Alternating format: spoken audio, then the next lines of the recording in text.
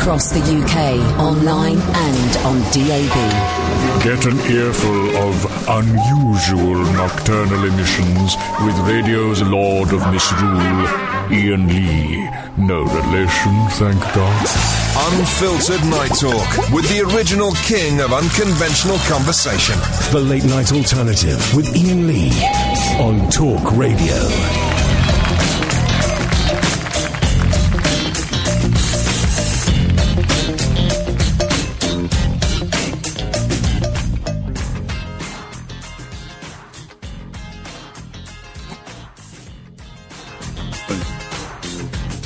Every stop I make a new friend.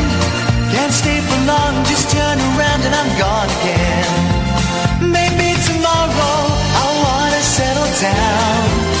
Until tomorrow I'll just keep moving on.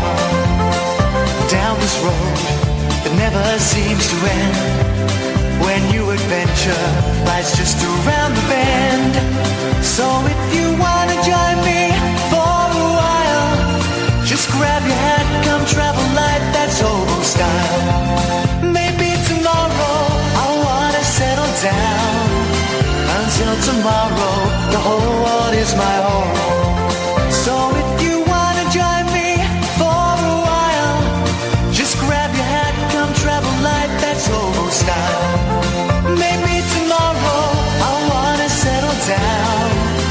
Until tomorrow, I'll just keep moving on.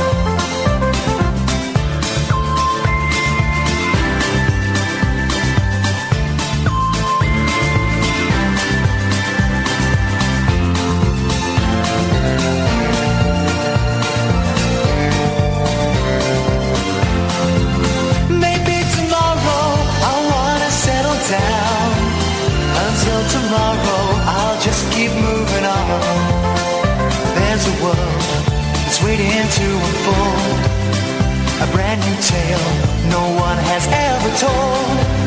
We've journeyed far, but you know it won't be long. We're almost there and we paid our fare with a hobo song. Maybe tomorrow I'll wanna settle down. Until tomorrow, I'll just keep moving on. So if you wanna join me for a while, just grab your hat, come travel light, that's old style. Maybe tomorrow I'll find what I call home. Until tomorrow, you know I'm free to roll.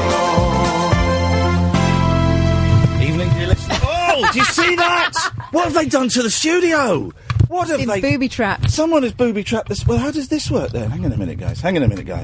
Technical issues. That doesn't look very safe, does it? Just don't waggle it about. Don't waggle it about. Good evening, dear listeners. This is the Late Night Alternative with me, Iain Lee. She is Catherine Boyle. This is Talk Radio. You can listen to us on... well, hang on a second. Alan, how can people listen to us? Right, can we have the phone faders up? Is that possible? I don't know if we could... Radio up. There we go! There we go, Alan. We've got a different person each night, and it's like having to, you know, reboot the computer every night. Tell us again, Alan, how the hell can people listen to us? You've got digital radio. Yes. You've got the internet. Yes. You've got the Talk Radio app. Yes! And that's it. Oh, you're right, I was expecting a fourth. That is literally it. Alan, I want people to learn all about you tonight. Tonight's show isn't about me. It's not about Kath. It's about you, Alan, and I want everybody to learn about you. So can you give us 3 Alan Caddick facts, please? Cad facts. Cad facts. I know every single Grand National winner from 1980 to this year. Absolutely true. Let's pick a year at random. 1992. Who won it? Party politics. He's right. Fact number 2. To do Star Trekking on the karaoke.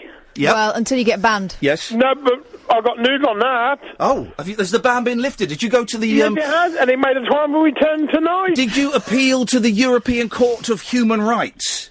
The lady who banned it is retired. Oh, so while the cat's away, the mice are running all over the shop. Well, this brings me on to my dad retires tomorrow. Yes. You what? Your debutante? No, my dad retires from work tomorrow. Your dad's not the lady who banned you from the pub, is she? No. Oh. He's been working at the factory for 40 years. He was working as a waitress in a cocktail bar. He must be tired. Yeah. Human League, don't you want me? Christmas in the morning, 1981. What's this? What's this about one of the Human League ladies not being allowed into a travel lounge at an airport because she was wearing Ugg boots? You read that story? I have. Ugg boots. They said that it wasn't... Because I've been using travel lounges recently in my journeys, and I went in, dressed pretty much like a homeless at one point. I looked like an absolute... I had to wear my muddy jungle boots because if I put them in my suitcase, I went over the 30-kilogram limit. So I had to take them out and put my trainers in there and wear the boots. Oh. And it's illegal to transport mud in and out of Australia. And yet that's what I was doing. I was transporting mud. I thought you to clean the boots. And no, I'm not cleaning the boots. I'm going to keep them because the mud is the provenance. And here's the thing. I lied. I shouldn't say this. No. It'll end up in the Star. I lied twice on the immigration form. I lied twice. What do you do? The first lie was... cause I went from Australia to New Zealand, then New Zealand back to Australia, then back to the UK.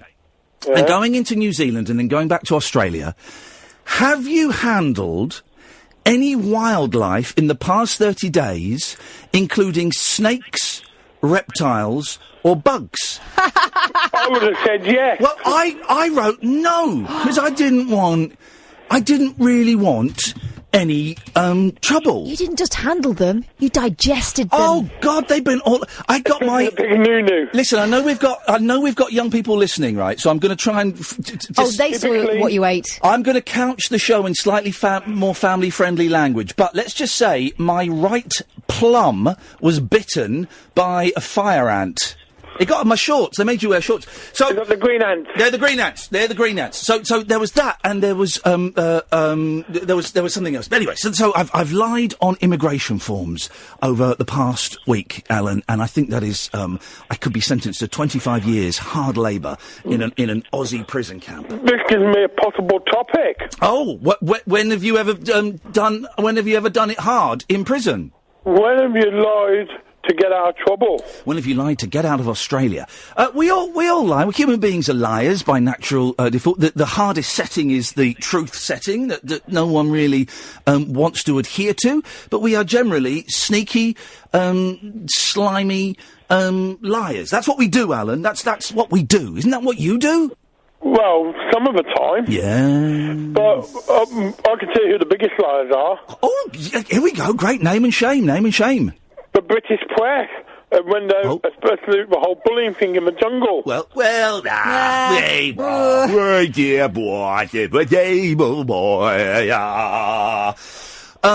They said what they saw. Yes, they said what they saw, and that, who are we? But they weren't out there experiencing it. They didn't feel it. They didn't feel it. They weren't there, man. They don't know. They don't know at all. Update, friends from the Jungle Update. Was having a nice little chat with Kez on WhatsApp before we came in to do the show. Okay. And that's why you were only half listening to me. Yes, I wasn't even half listening to you. And also a nice little cheeky chat. When I say cheeky, I don't mean rude. With Becky. So, everything's groovy. So you made up with Becky? Well, yeah, Becky and I had a very frank conversation, and I'm glad we did. So, yes, it's all good. And here's something. I had a message from Amir, and Amir has sent me a message today saying that he doesn't want me to contact him anymore, and that he thinks the strawberries were entirely my idea, and if I contact him, he's going to inform the press. More like sour grapes, really. And his legal team. Is that true? Yeah, that's true. That is true, yeah. Sounds like sour grapes. If I contact him again, he's going to inform the press and his legal team. Gosh. Imagine that. He's going to call the police. Yeah, he's going to call the police, man. He's going to get the feds on my ass. Why would he want to call Sting?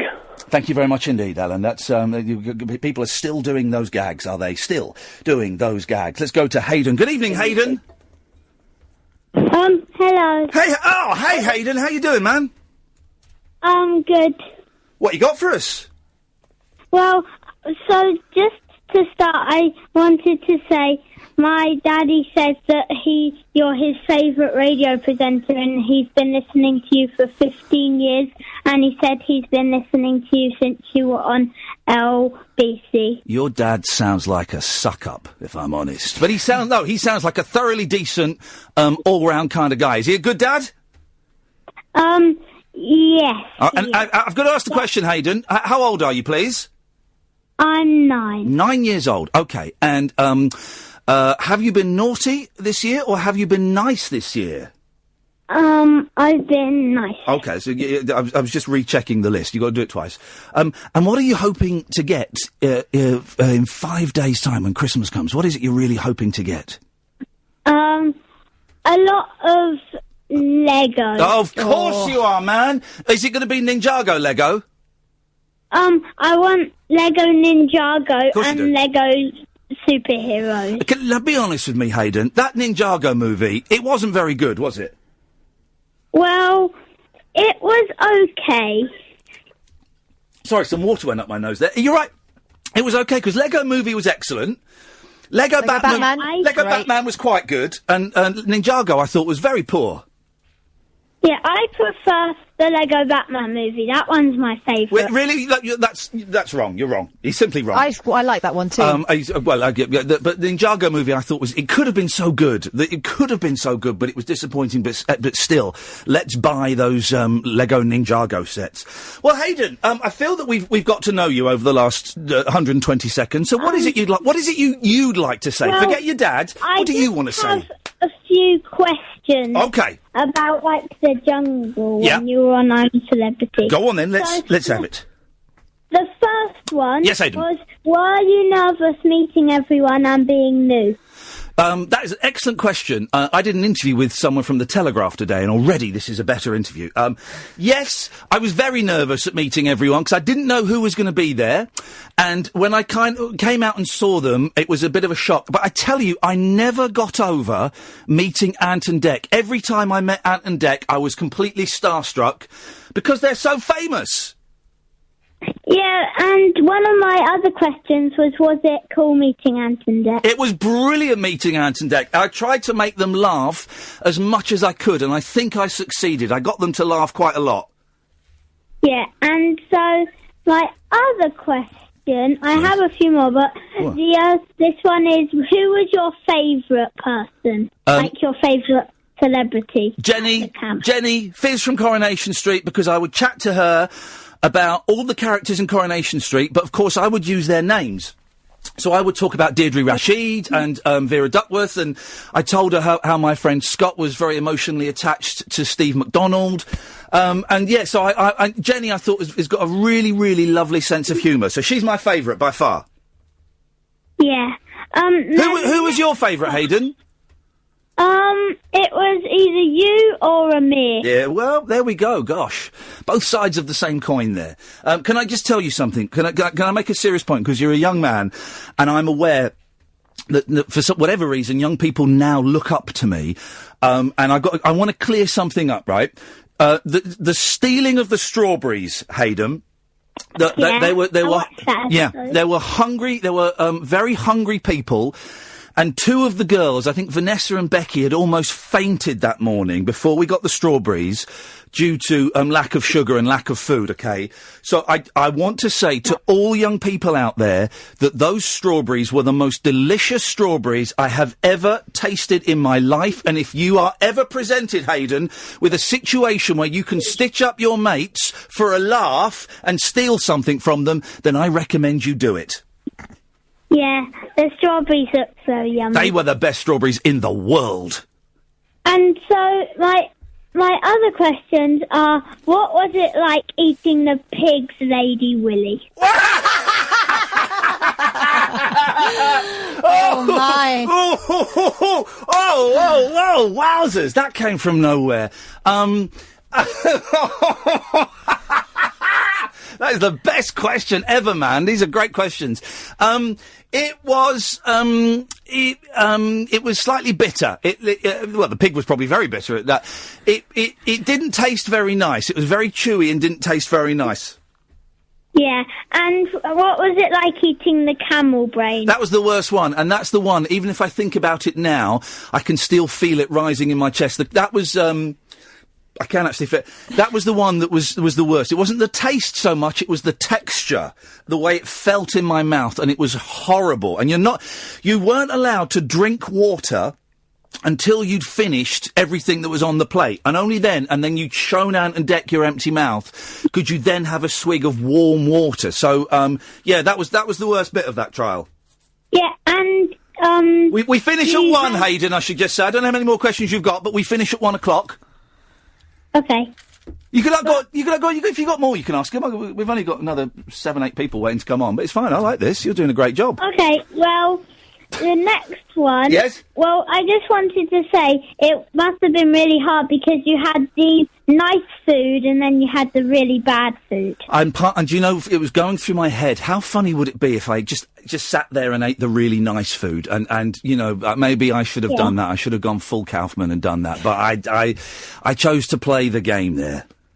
Yeah, Jamie and Toss would have been really angry at you. Yeah, I know, but it would have been double funny. Hayden, listen, man, I'm going to move on because I've got loads of calls. It's nice to talk to you, fella. Thanks for calling. Okay. Bye-bye. Bye. What did he call it? The Lady Willy. He's a genius. When Paul Ross is next on holiday, get that fella in. Get Hayden in. Get Hayden in. I know James is off for a while because he's not whatever's going. Let's sack Jamie East off. He'll understand. New talent. We get Hayden in. That'll be brilliant. We've got Simon. We've got Wasim. We've got Kaseef, and we've got Tom. 0344 499 1000 is the telephone number if you want to give us a call. We've got loads to talk about tonight. It won't all be jungle. I promise. I'm Iain Lee. This is the Late Night Alternative on Talk Radio. Across the UK, online and on DAB. The Late Night Alternative with Iain Lee on Talk Radio.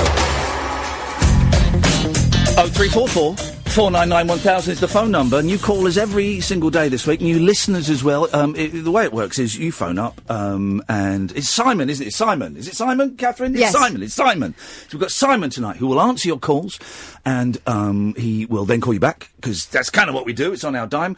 And you can call in about absolutely anything. If you're waiting for the angle, if you're waiting for the question, there isn't one. Me and Kath just sit here and we chat and we talk nonsense, and there's some stuff in the papers we'll go through.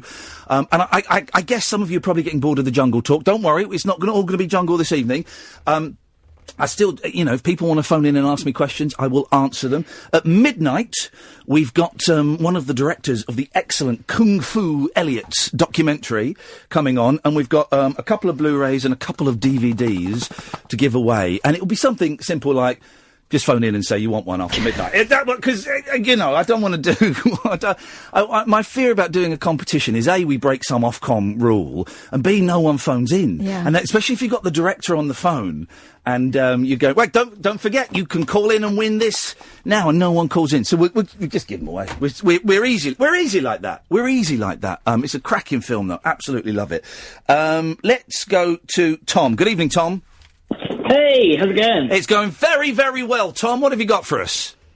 So, I listened to your show for the first time last night, called in. Yes. Stayed up till 1 o'clock, and then was late for my new job this morning. Yes, that's what we're doing. We're ruining people's lives by making them tired. How would you mean? It wasn't your first day at your new job, was it? Yes, my first day was meant to be Monday. Yeah. I was then ill, I had the norovirus, and was vomiting. Oh, God, no. And then I was off for 2 days. Oh. And then I was like, right, I'm going to go in on Wednesday. Yes. Stayed up listening to the show because I couldn't sleep because I slept all day. Oh, Tom. And was late. Oh, mate. That is... Imagine... This is awful. Imagine phoning in sick on your first day at a new job. What must they have been thinking in the office? Going, you know that lad who's supposed to be starting today? He's just phoned in sick. But if you're exploding either end, what can you do? Oh no, of course. And listen, I don't dispute Tom's story for a second. But just what are the chances of that happening? Oh, no. It was very, very tragic. But I have brought my housemate with me tonight to listen to the show, and he's here. Beautiful. Well, that's doubled the audience listenership in that household. That counts. You don't happen to be in possession of a Radar diary, do you? No, okay, No, fine. That's just the sadly not. ridiculous way that radio is measured, and it would mean so much more to us. But you still count, Tom. And what's your friend's name? Barney. Barney. Hello, Barney. I'm happy to do shout-outs and big-ups now, because I know we've got so many 15, 16-year-olds. It's what do you want? It's what do you want. So we're going to do big-ups, we're going to do shout-outs, I'm going to change the music that we've been playing to make it more youth-friendly, so... It's going to be sick. It's going to be wicked. The song you opened with, Barney really liked, and he tried to Suzanne it. Yeah. But he couldn't find it, and he was wondering what the song was. Did you say he tried to Suzanne it? Shazam it. Okay. Shazam. Yep, okay. I'm old enough to remember when Shazam was first invented. It was 13 years ago, and it cost £1 a pop. You have to phone up and play it down the phone. Really? It is a song called The Littlest Hobo.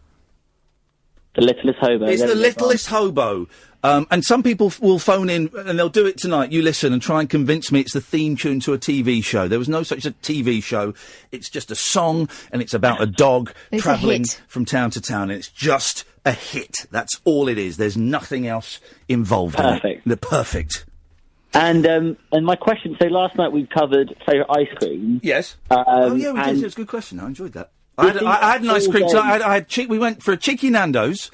And they've changed the menus. Oh. They have, yes. Yeah, it's very confusing. We managed to navigate our way around it. All I wanted was a chicken pita. Yeah, so difficult. Ooh, but then they've got this single. gooey caramel cheesecake with vanilla gelato. Oh, it was good, wasn't it? Right. It was great. That was a great dessert. I love that. It was a great dessert.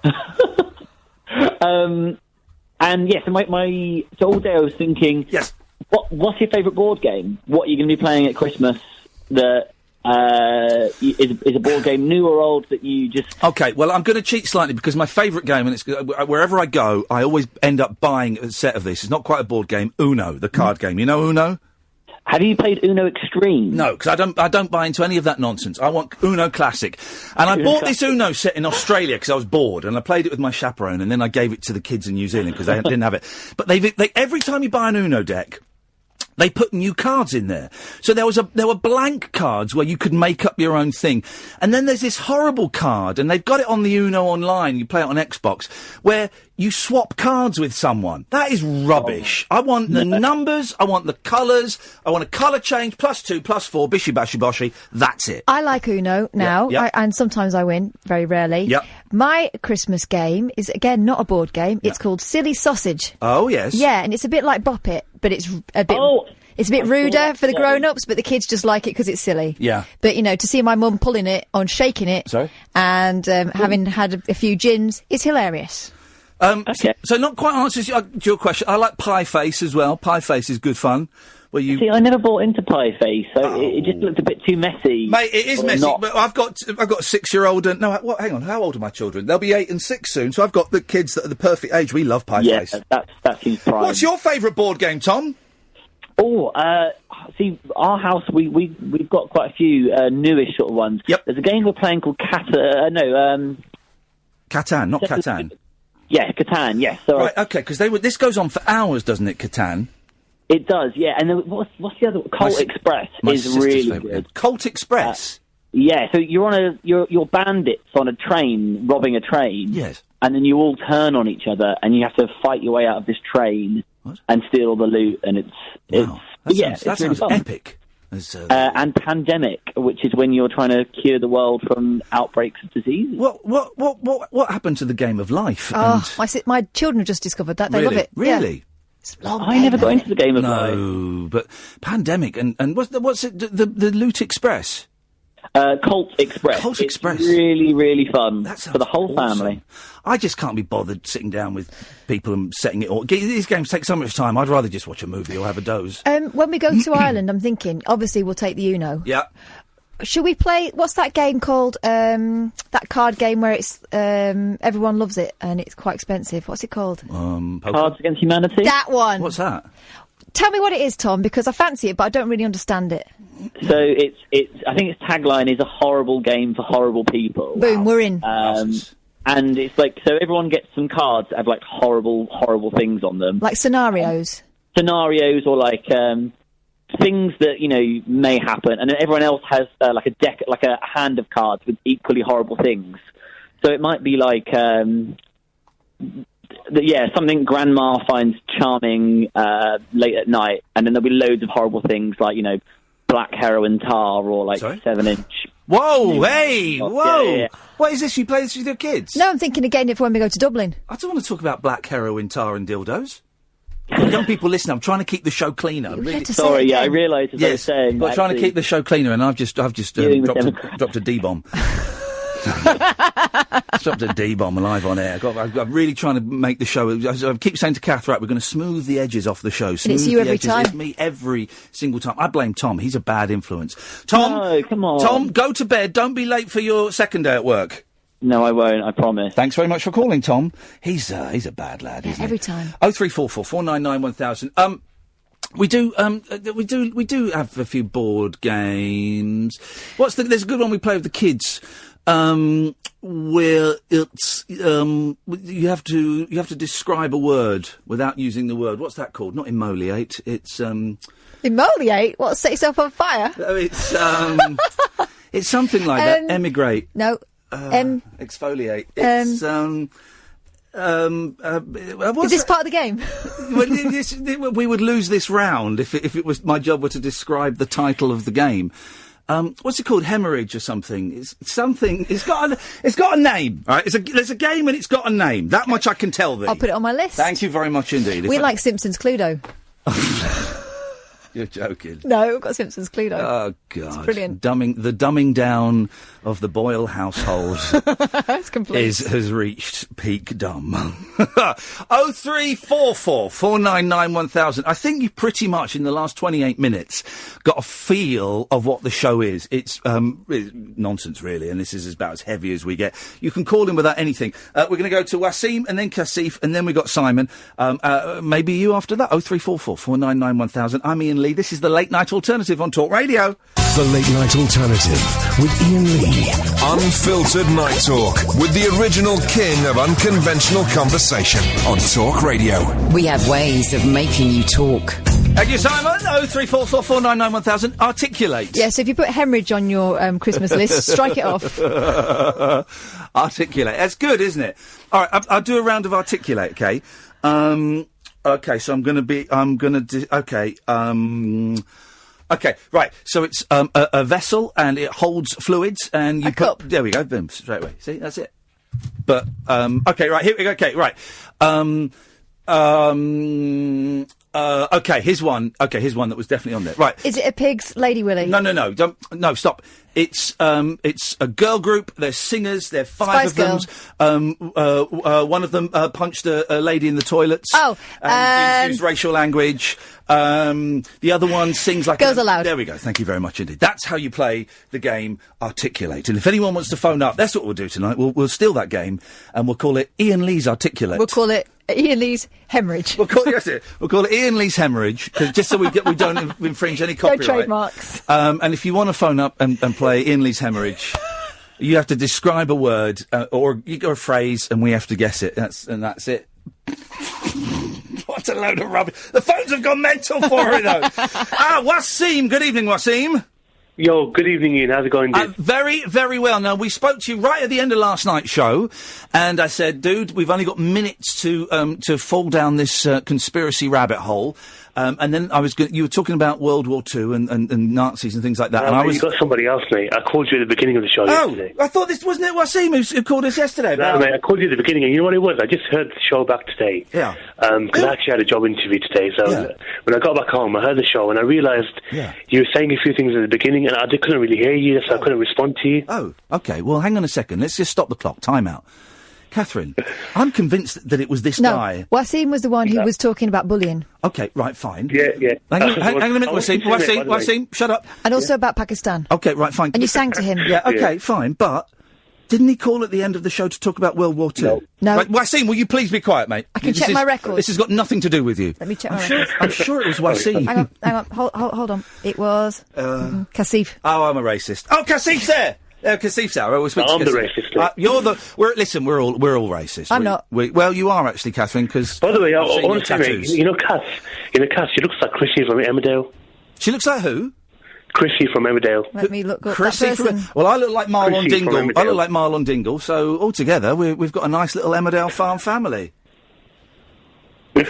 Okay, all right, that's mate, not you too know what bad. he was? Yeah, What- go on, my son. I want you to pick your brains about Jeremy Corbyn. What do you think of him? He's all right. Yeah, He's all right. Yeah, what about Farage? I think Farage is partly responsible for breaking this country.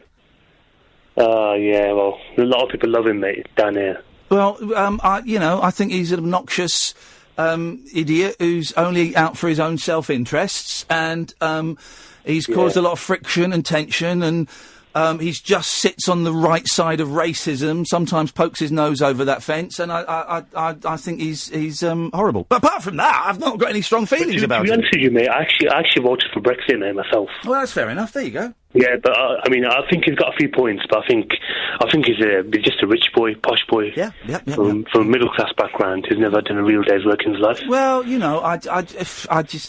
one of the joys of being out of the loop for 5 weeks is I don't really care about any of it now. I come back, I've got no interest in what's happened. I don't care, and that might be it's not I don't bad. blame you, mate. Politics is a waste of time, but I think Jeremy Corbyn's a good guy. I think he's all right. I don't agree with him fully. No, well, there you go. Wasim, I hope we cleared everything up there with that. Thank you. Let's go to... It was Kaseef. Good evening, Kaseef. Good evening, Ian. Good evening, Kaseef, with the underwater telephone, sir. No, I don't have speaker, sorry. That's it, okay. We go. Right. Now, now, I'm being reliably informed, it was you that called in with the theories about World War II. Yes, it was. And my plan today was to get up early, do an interview with the Telegraph, then spend the day researching the things you were talking about, right? So I did get up early. I went and did my interview with the Telegraph. It should be in tomorrow's Telegraph if we're lucky. And then I got home, and at 12 o'clock I thought, I'm just going to go and lie down for half an hour, and then I'll get up and I'll research World War II. So I went and lay down for half an hour, and then suddenly it was 5:30, and the day had gone, and I had to come into work. So I've done absolutely zero research, I'm afraid, young man. So we are totally in your hands as you unfold this theory that you have come up with in collusion with Wikipedia about World War II. Yes, Ian. And when I say Stalin was behind World War II, many people say, don't you mean Hitler? I say, yes, Hitler started World War II, but it was all part of Stalin's plan, and that Hitler was a pawn on Stalin's chessboard. Now, I believe Hitler was a very bad person, a very, very bad person. He was, and I don't think we can stress that enough. Hitler was a very, very, very bad person. That's not up for Tomorrow's debate. headlines, Ian Lee slams Hitler. Yeah. Are you doing a Churchill? Yeah, he was a bad person, definitely. Continue. Yes, but many people then assume that if Stalin is fighting against Hitler, then Stalin was a good person. But I disagree. If one murderer kills another murderer, does that mean one murderer is good and one is bad? Ooh, so if Stalin is fighting against Hitler, that doesn't mean Stalin was good. All right, what if Stalin went back in time and killed baby Hitler? Would that make Stalin good? No, but Stalin killed many of his own people, as did Hitler. But less people would have died if baby Hitler had died. Yes, I know, Ian, but I'm trying to explain how Stalin was behind World War II. Okay. Yeah. And not behind the death of baby Hitler. Let's just clarify that. Yeah. I usually start with telling people the similarities between Hitler and Stalin. Stalin had a red flag, Hitler had a red flag.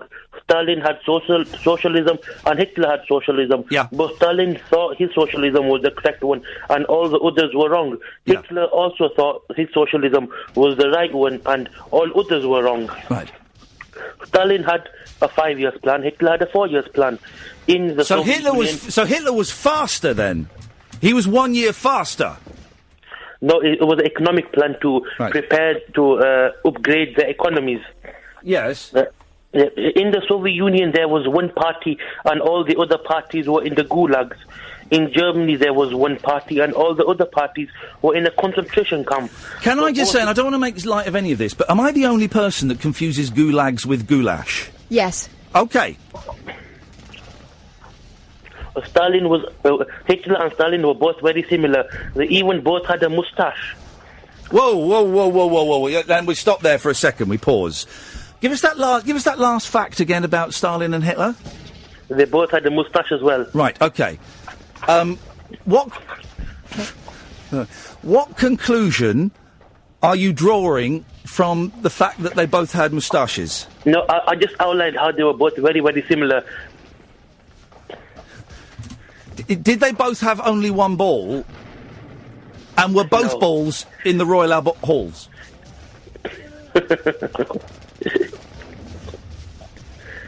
I'm not quite sure about that one. Okay. Well, let's consult Wikipedia. Yes. Okay, continuez-vous, s'il vous plaît. Yeah, Stalin wanted a world socialist revolution. He found his pawn in Hitler. Firstly, the Soviet Union tried to start World War II in 1920 in the Polish-Soviet War. Hang on a minute. Whoa. When did... OK, so World War I was, 1914 to 1918, and you're saying that Stalin wanted to bring World War II forward by 19 years? No, first it was the Soviet Union, and then later it was Stalin. Okay. But the Soviet Union tried to start World War II in 1920 in the Polish-Soviet War. Okay. They failed. Okay. So now the coat of arms of the Soviet Union has the world on it. The Soviet Union is not in any colour or any shape. It is just the full world and a hammer and a sickle over it. Yes.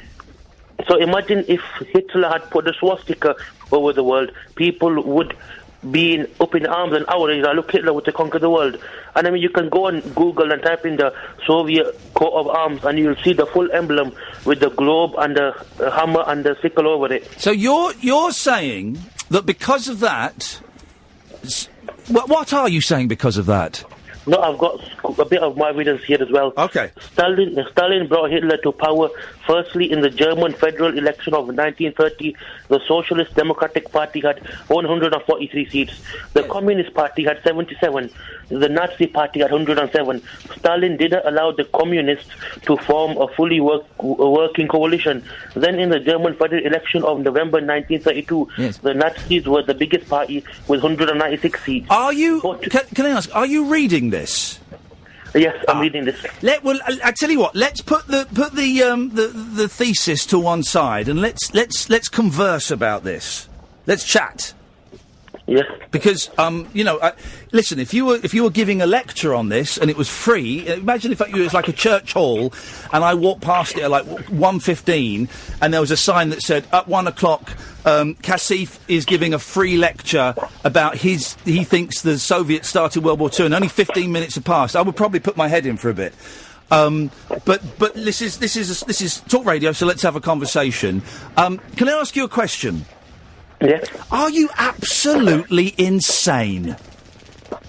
No, I'm not insane. Because there was a treaty at the beginning in 1939 where Stalin and Hitler both agreed to divide Poland and Eastern Europe. It's called the Molotov-Ribbentrop Treaty. It's called the what, sorry? The Molotov-Ribbentrop Treaty. Molotov-Ribbentrop Treaty. Yes, this pact was signed on August 23rd, 1939. Yep. And this pact says that both countries were to divide the territories of Poland, Lithuania, Latvia, Estonia, Finland and Romania into German and Soviet spheres of influence. Basically, they were both going to invade these countries and either outright occupy them or to put them in buffer zones, like a puppet government. Okay. But Hitler invaded first, but they were both meant to invade at the same time. Yeah. But Stalin pulled out at the last minute and the Allies declared war on Germany. Okay. And then on the 17th of September, Stalin invaded and took the half of Poland that he was meant to take. This in real time. Yeah. Okay, I've got another question for you. What's your favourite board game? Cluedo. Cluedo. Oh. There we go. Kaseef, thank you very much for that, my friend. Thank you. There we go. My favourite part of that call? Yeah. Buffer zones. I love the show. It's getting back into its natural groove now. Thank you for that, Kaseef. If you've got theories or anything that you think we won't be able to follow, then you can phone up and read an essay to us. I mentioned the game. Well, I mentioned Risk there in the sphere of games. Of course, that is a mistake. Yeah. As my friend Jim's father always told him as a kid. Yeah. Risk is not a game. And of course, I've never played Risk, but I know the strategy is Australia is the key. In Risk. Is it? Yeah, if you win Australia, you've won the game pretty much. Okay. But I don't even know how you play it, but I know that. I'm not going to give out the phone number because we've got loads of phone calls already, and so I will shut up. But I'm Iain Lee. This is the Late Night Alternative. You're listening to Talk Radio. The wild man of late night radio. The Late Night Alternative with Iain Lee on Talk Radio. We have ways of making you talk. It's going to be one of those nights, I think, guys. One of those nights. Welcome to old listeners. Welcome to new listeners. We are really doing our best this evening because we know we've got a young audience listening to us for the first time. So we are really, really doing our best to try and appeal to the younger demographic. Let's just keep that computer open all the time. Now, we're not sure. Let's see. Let's just go. We're going to dive in with this. Hello, good evening. Is your name Emery? Yes, hello, Ian. There we go. Did we pronounce that? How are you spelling that name? E-M-R-E. Perfect. That's a fantastic name. I've never, ever heard that name before. It's so amazing to speak to you, by the way. Oh my God.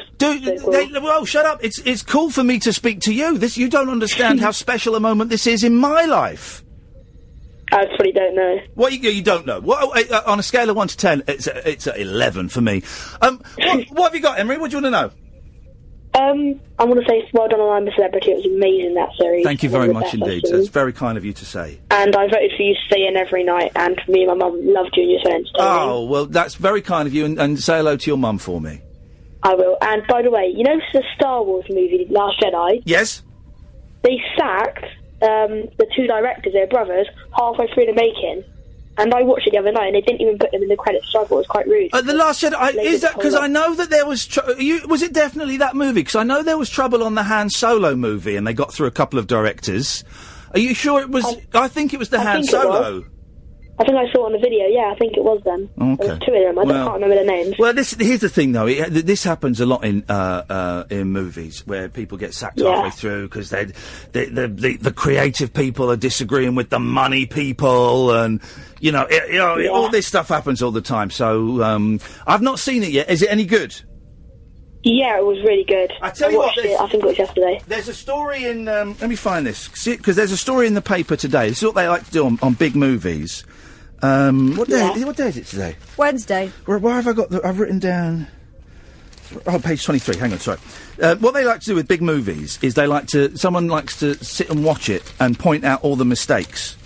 So here are the mistakes, right? Star Wars lovers have spotted 16 bloopers in new movie The Last Jedi, including wrong props and zero-gravity-defying bombs. Eagle-eyed geeks bombarded movie mistake websites with a string of continuity and factual errors. One superfan wrote, "In the opening sequence, the bombers are going to throw bombs on the enemy ship. Since they are in space, this won't work. Bombs don't fall down in space. They would need some kind of fire device to fire them down." I'm going to read this carefully because I don't want any spoilers.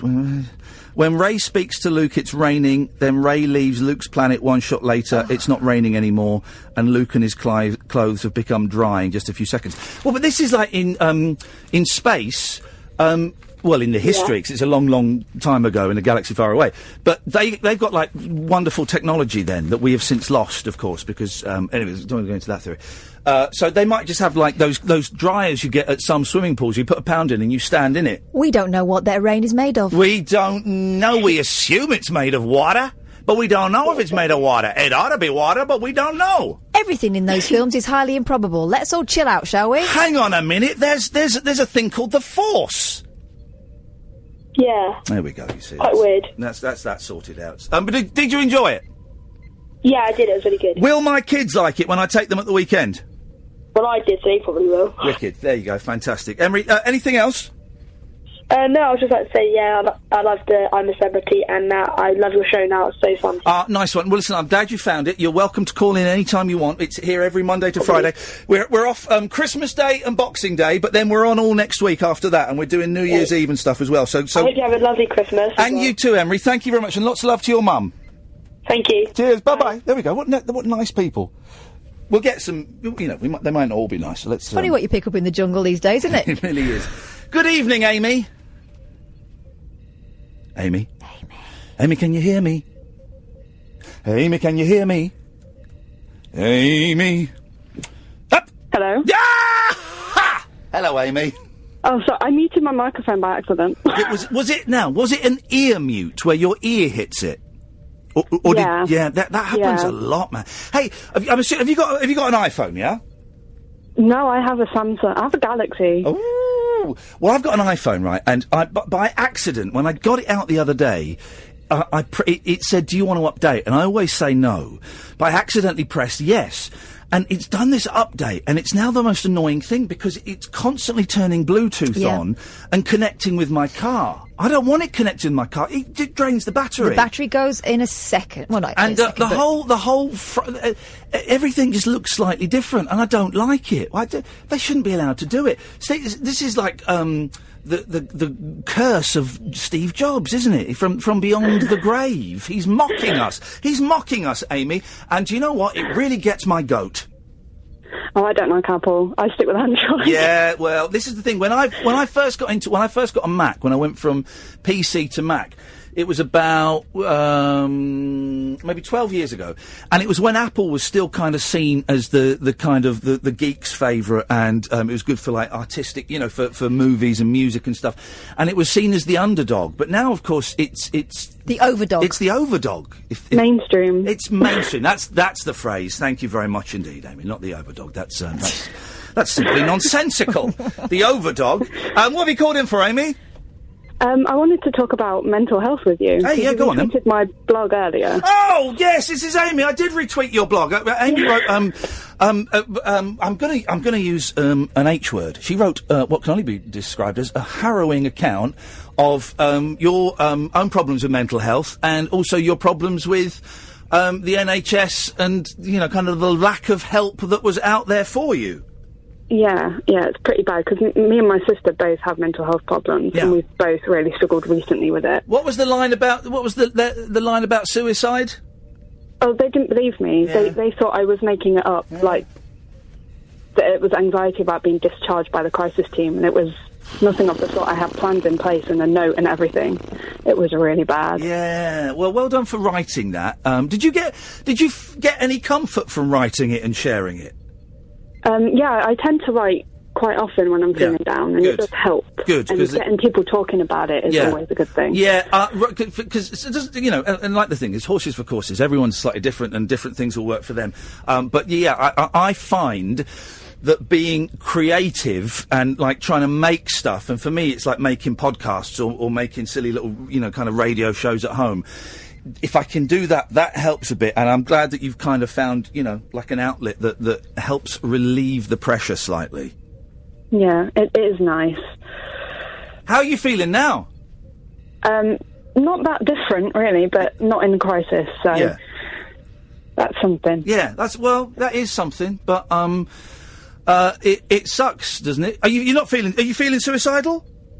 Not so much now. Okay. No. Well, that's a bonus.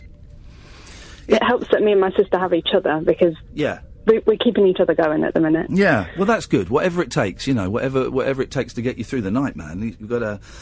You've got to hang on to it. I'm kind of doing all right at the moment. Not that you asked, but I'm going to tell you anyway. I'm kind of doing all right. I'm going to ask. I'm on some excellent medication, but I'm seeing my psychiatrist in January. I've booked an appointment because I would like to see if I can start cutting down because it's made me put on a lot of weight, and also I just want to start letting go of that a bit. But also, the whole experience of the last 5 weeks, even though it was lots of it was hideous, is actually it's done my confidence the world of good. And, to think that, in fact, we need to be validated by people voting in a reality TV show. But it's done my confidence the world of good. So I'm all right at the moment. And I wasn't for quite a long time. So I'm on a slight upwards trajectory, which is a bonus. Oh, that's really good. Yeah. I'm really glad to hear that. Yeah, no, we got. I'm kind of jealous. Well, no, exactly. But and the reason I'm saying it is, because, there have been people that are listening for ages to this show that know that I can get proper miserable, and I feel it's important to share when things are going all right, as much as it is important to share when things are going terrible, because, I don't know if anyone might get any optimism or anything out of me saying I'm feeling better, I don't know, but, it's good to share this stuff, Amy. I agree, definitely. So what are you doing at the moment then to I don't know, what's the phrase, to stay alive? There you go. Let's be as blunt as that. What are you doing to stay alive? I'm doing this for just basically living day to day to be here for my sister. Yep. She's the reason I'm living right now. I've also interrupted my studies because the university I'm at is more supportive of me than the NHS. Oh, good for them. Good for them. Yeah. so they're helping me to take a year out, and I'm going to write a book. Hey, blimey. Yeah, set yourself a nice, small, simple task, like writing a book. I've already started it. Oh, good. What are you studying? Film studies, and I'm the worst film student in the world. What's your favourite film? Back to the Future. Wow! I expected something. I'm laughing because I expected something highbrow instead. But surely, no. Hang on a second. Surely, if you're going to pick one of the trilogy, it has to be Back to the Future 2, doesn't it? It is. That's my favourite one. But she said Back to the Future. I don't. We'd all agree that Back to the Future 3 is a stinker. I don't mind it. Okay, I'll give you that. Keep on writing, Amy. Keep on writing, and please don't kill yourself. I say that, it sounds slightly flippant, but I mean it. We need people like you. I'll do my best. Nice one, Amy. Give us a call any time, yeah? Oh, wait, hang on, wait. If people want to go and read I know I tweeted it earlier, but if people want to read your blog, how can they find it? It's Porcelain Warrior on WordPress. Okay, so if you tweet me again, I'll retweet it during the news, okay? Okay, thank you. Thank you, Amy. Take care. And you. Bye-bye. Nice people. Don't kill yourself. It sounds simple and flippant, but, I kind of mean it, man. Let's speak to Sandy. Good evening, Sandy. Hello. Hey, Sandy, how you doing? I'm good. What you got for us? I just wanted to ask, everyone's been talking about, Christmas and what you're doing on Christmas. Yeah. I wanted to know what you're doing on Boxing Day. Oh, there's a good question. On Boxing Day, do you know, I don't really know. Because I feel so un-Christmassy. And I was saying to Kath, I've not really talked about Christmas with my family, so I don't know. On Boxing Day, we tend to stay at home, kids play with their toys. My in-laws live just around the corner from our family home, so we'll be spending Christmas Day there. Boxing Day, they might come round to ours, and I might bring my mum over as well. So Boxing Day's kind of a low-key kind of let's just play with the toys and games and graze. A lot of grazing. What are you doing on Boxing Day, Sandy? Well, Boxing Day's my dad's birthday, so we'll celebrate Christmas and birthday with him. Oh no! Do you get a bit stiffed on the presents because of that?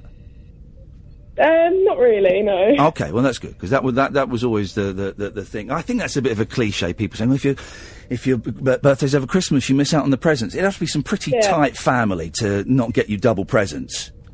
Yeah. I've got another question. Yeah, go on. What is the perfect Secret Santa gift? Perfect Secret Santa. Who are you buying for? Oh, I don't know. Anyone. A workmate. A workmate, says the mysterious voice in the background, says Davros in the background. Is there a price limit? £10. £10. I hate Secret Santas. I do. Buy them. Oh, just chocolate. I just buy chocolate because everyone gets like a novelty thing, and you go, "Oh, that's funny." It's a basketball hoop that you stick on your computer, and just go and buy just put a tenner in an envelope. Give him the money. That would be the thing that would make. Oh, wow, a tenner! This is brilliant. I'd do that. Put a tenner in an envelope, Sandy. Sorry, I have another question. Go on. So you got that message from Amir saying that you shouldn't message him. Did you answer him back?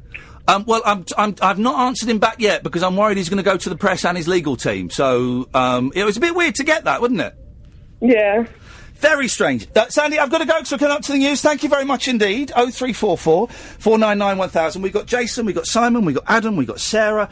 We've had loads of women calling in this week, which is brilliant because before I went away, it was very blokish, and I don't mean that. And it was great to have those voices, but we constantly talked about, didn't we, about what we could do to encourage more women to call in. And now turns out all you had to do was eat pigs. Lady Willy. That's what we had to do. So, we'll come to those four. We've got those callers lined up. You may want to join us if you want. My name is Iain Lee.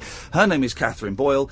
You are listening to us on Talk Radio. Of course, you can listen on DAB. You can download the Talk Radio app or listen at talkradio.co.uk.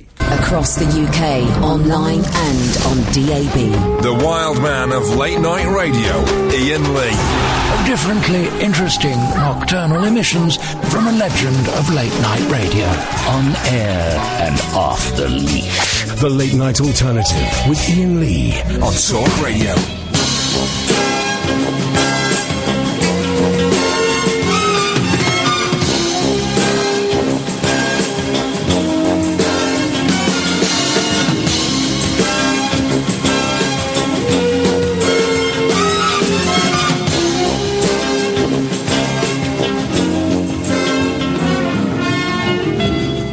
I am over 25, but you can trust me.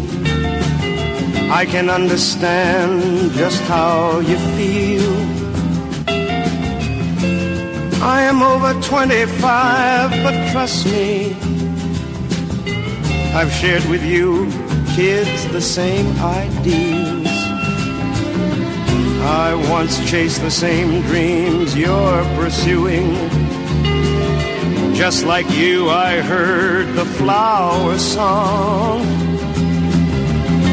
I did everything that you are doing, so I won't put you down and say you're wrong. I know that there were times as I grew older, times I'd cop out when put to the test. Times I was afraid the world might bust me. Times when I settled for second best.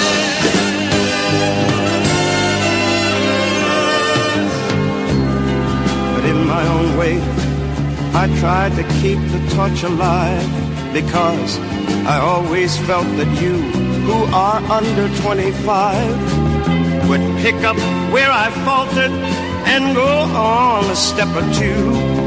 And when someone calls you brother, maybe this time it will be true.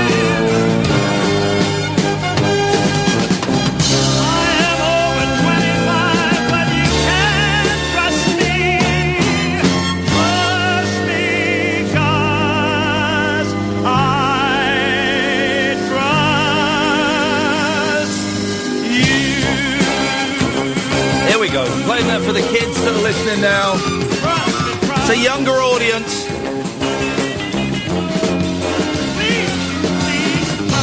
I'm over 25, guys, but you can trust me. Seriously. There we go. That was a bit desperate at the end there, Sammy. There we go. That's because we've got younger people listening, and I just want them to feel as welcome as they are. 03444991000 is the telephone number. My name is Iain Lee. This is the Late Night Alternative on Talk Radio. You can listen to Talk Radio online, on DAB Radio, or you can download the app to your pocket telephones, guys. We kind of sit here for 3 hours, Monday to Friday, 10 o'clock until 1 o'clock. Sometimes later, if the show's going well, we'll have a lock-in. And just talk about rubbish. And we don't get too serious, but sometimes we get a bit serious, and we talk about mental health, and we talk about, you know, what's happened on the telly today and what films we've seen, and we've talk about a lovely cup of coffee coming my way. Beautiful. Thanks, Catherine. Welcome. And we talk about nonsense, really, and if you want to phone in and say you're having a tough time with your mental health, or whatever, literally, you can call in about anything. We had a guy phoning in tonight talking about the real reason that World War II started. It's because Stalin and Hitler both had moustaches. And if you'd like to know more information about that, just check out my Twitter feed. He's been tweeting a lot. Yes. But we like that, and this is great, and this is a phone-in show where it's for everyone, and we had loads of young women, 15, 16-year-old women phoning yesterday, which I thought was absolutely fabulous. Really, really good, because, listen, I know some of you have found this show because of that silly thing I did in the jungle, and that was reason number 2 for doing it, so I am so thrilled. I'm also acutely aware that this show does get a little bit blue sometimes, so we're gonna smooth the edges down a little bit, because we've got younger ears listening, and I don't want to scare them away. But we were talking about, before we came in, it was a big thing between me and Kath. How do we get more women to call in? How do we get more female voices on the radio? Because it was primarily, and this is not against them at all, it's primarily men phoning in. So we've had more women callers in the last 3 nights than we've probably had in the 3 months before I went away. So thank you. And if you're sitting at home thinking, I'd like to phone up, but I don't really have anything to say, don't worry about that. That's Come to the right place. Yeah, that's our job. It's our job is to get, stuff out of you. If you've got something to say, that's brilliant. But if you haven't, just phone up. We'll just have a chat. I'm not going to talk about the jungle, but if you've got questions about it, I'm more than happy to answer any questions. Apart from my fee, I will answer any questions. The weirdness of what happened is continuing, Catherine. And as you know, tomorrow morning, tomorrow morning, I'm going to the Loose Women studios to appear live on loose women, and which is. So I had a lovely phone call today with the researcher. And it's so long since I've been on a big TV show like that, and I forgot they phone you up and they try and they sort of do a pre-interview with you, and so they were lovely lady called Helen she was a producer or a researcher, was asking me about my experience and things, and she said just a couple of things. We've got the guests coming down because it's Christmas. They're coming down a chimney slide. Would you be up for that? I went. I'll have a look at it. Yeah, I don't see why not, you know. You've seen this slide, haven't you, Catherine? Yeah. Am I going to look like a plum? Yeah, hey. That's the whole idea. You're coming down the chimney like Father Christmas. Will I be able to get up again? Because I've done my back in a little bit. I think you should come down frontways. Ooh! Do it. Oh, that would be good, wouldn't it? All right, I might do that. And then they've said, and no, spoiler alert, guys, if you don't want the narrative of loose women to be spoilt, turn your radios off for 2 minutes. They then said, and this is the world I'm inhabiting now, and it won't last long, and I'm loving every second. He might be listening. I suspect they've run it past him. They said, there's a little comedy thing going between Andrea McLean and, who I like her, by the way, I think she's brilliant, and Joey Essex, where he pied her recently. So at the end of the show, she's going to pie him, and we were wondering, would you pour a bucket of cream over his head? And I was like thinking, this is where I am now. So yeah, of course I would. I can't think of any. I don't understand why they feel like they've got to prepare you for this. Just give him the bucket. I always bring a bucket of cream with me anyway. But I don't really. I'm aware of Joey Essex. Is he from The Only Way Is Essex? He is from handily, yeah. But is his last name Essex? Yes, apparently so. No. Yeah. And you were telling me a fact about his shoes. Yeah, because it doesn't make any sense. I used to watch Tower in the early days. Yeah. Before it got silly, before it jumped the shark. In the vajazzle days. And Joey Essex is very particular about his clothes. He likes his skinny jeans tight. I would suggest too tight for his manly hygiene. But he likes his jeans really tight. Yeah. And he's got a real thing about he doesn't like his shoes to be creased in any way. Wow. Right? Yeah. So, you know, like when you get a new pair of shoes, they're pristine. Yes. And they're a bit tight, but when it's the first time you take a step forward, obviously it creases where where your toes bend. Well, he combats that by wearing his shoes at least one size too small. But how is that? How can you fit your feet into shoes that are one size too small? He can't really. That's why he's pushing them out with his feet so they won't bend. I don't know how he walks. I mean, the jeans and the shoes combined. I'm going to be... when you see me on the set of Loose Women with Joey Essex, you watch me staring at his feet. Yes. So this is what we'll do. Tomorrow I'll come down the slide head first. Yes. And then I'll be staring at Joey Essex's feet. I'm thrilled. I'm really nervous. About it because it's a big old show. And I want to do it well. You know, of course I want to do it well. And then I'm off filming some stuff for Good Morning Britain. End up being a loose man. Sometimes they have loose men. Do they? Mm-hmm. Oh, I'd love that. Ooh. They love Andre on that. Who's on it? Who's on it tomorrow? It's Andrea McLean. They did tell me. Colleen? I don't think Colleen does it anymore. Yes, she does. Nadia's on there. Uh-huh. Janet Street Porter? No, they gave me a cut. I don't think Ruth's doing it tomorrow. I don't know. Anyway. Sawala? No. Can't remember. Anyway, it will be a thrill. It will be an absolute thrill. Well, at this rate, it's a loose woman. Yes, just one. But I'm genuinely really nervous about it. What if I... Don't be. They have some right dum-dums on there. Yeah, but what if I drop an F-bomb? Or a D-bomb? I dropped a D-bomb on the show tonight. Don't drop the D-bomb. Hey. Say them all in the green room before you go on. Get them all out. I'm proper nervous. Anyway, so that's on tomorrow, and I've got loads of people tweeting me going, God, you're going on all these shows I'd never normally watch. Thanks a lot, mate. But it'll be a laugh. And then, then I'm got some meetings at ITV to talk about maybe doing some shows. And then I'm filming some stuff for, it's not called TVM anymore, so I've got to stop saying that. GMTV. No, it's not. It's called Good Morning Britain. Oh, right. So I'm filming some stuff for that, because for 2 weeks, I think starting on January the 2nd, I'm their stand-in showbiz correspondent. Totally. This is Kath, insane. who's this? Kath, who's that? No, but the first one they're doing, I'm going to be reporting live from the Big Brother house. Oh. Isn't that brilliant? So that's exciting. But it also means, I didn't really think about it, right? Because I'll be doing this show, right? And this finishes at 1:00. Yeah. And then TVAM starts, 6? Right? So I'll have to be in at 4. Mm-hmm. So hang on a minute. So I'm going to get 2 hours sleep. They're putting you up though, aren't they? They put me up in the Big Brother house. No, they put me up in a hotel. Yes. Yeah, and then you can go back and sleep there, right? Oh, yeah. Okay, that's what you're going to have to do. I'm so excited. What wonderful one. And listen, I suspect that this will all come to naught, and I'm not expecting the TV career to be reignited. You never know, but not what I'm expecting. I'm savouring every second of it, and I will cherish the memories when it all comes to pass. But in the meantime, cordon the lot. Mate, totally. And let's be honest, I'm getting a few quid for all of this stuff as well, which is incredible. It looks like I can feed both kids. But how exciting for this, middle-aged, misery guts to be doing all this stuff. And my boys are going to watch me on Loose Women tomorrow. They're staying at a friend's house and they're going to watch me, and then I'm going to pick them up on the way home in the cab. And, it's exciting stuff.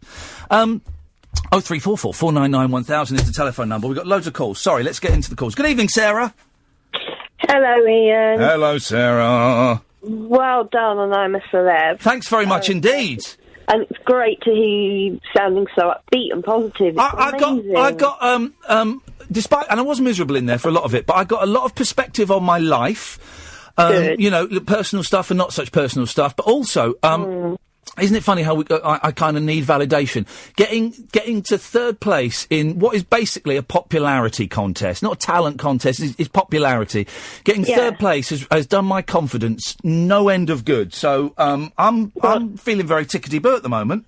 Well, I only watched it because you were on there. Since I found out you were going on, I was like, oh, what's that? I'll give it a go. Yeah, I know. It was a lovely surprise because we had such fun the night before I left, slagging off the show. Remember, because they announced, Kath, didn't they? They announced some of the names. You're like, who? Who's this? This is right. No, me too. I was like, I didn't. Who's the boxer guy? I'd never heard of him. Well, I'd heard of him, and I'd heard of Dennis. I heard of a few of them, but we knew he was going in, you see, so we decided that we'd give it a good old going over. Hide in plain sight, going, look at these sad, desperate losers. They're only going on there for money and to restart their careers. Oh, I'm glad we're going off to Wales where there's no telly. Yeah, and I was getting a flight the next day out to Australia, you suckers. Oh. Well, you said it gave you more confidence, and you were just talking to Amy about mental health. Yes. A few calls ago.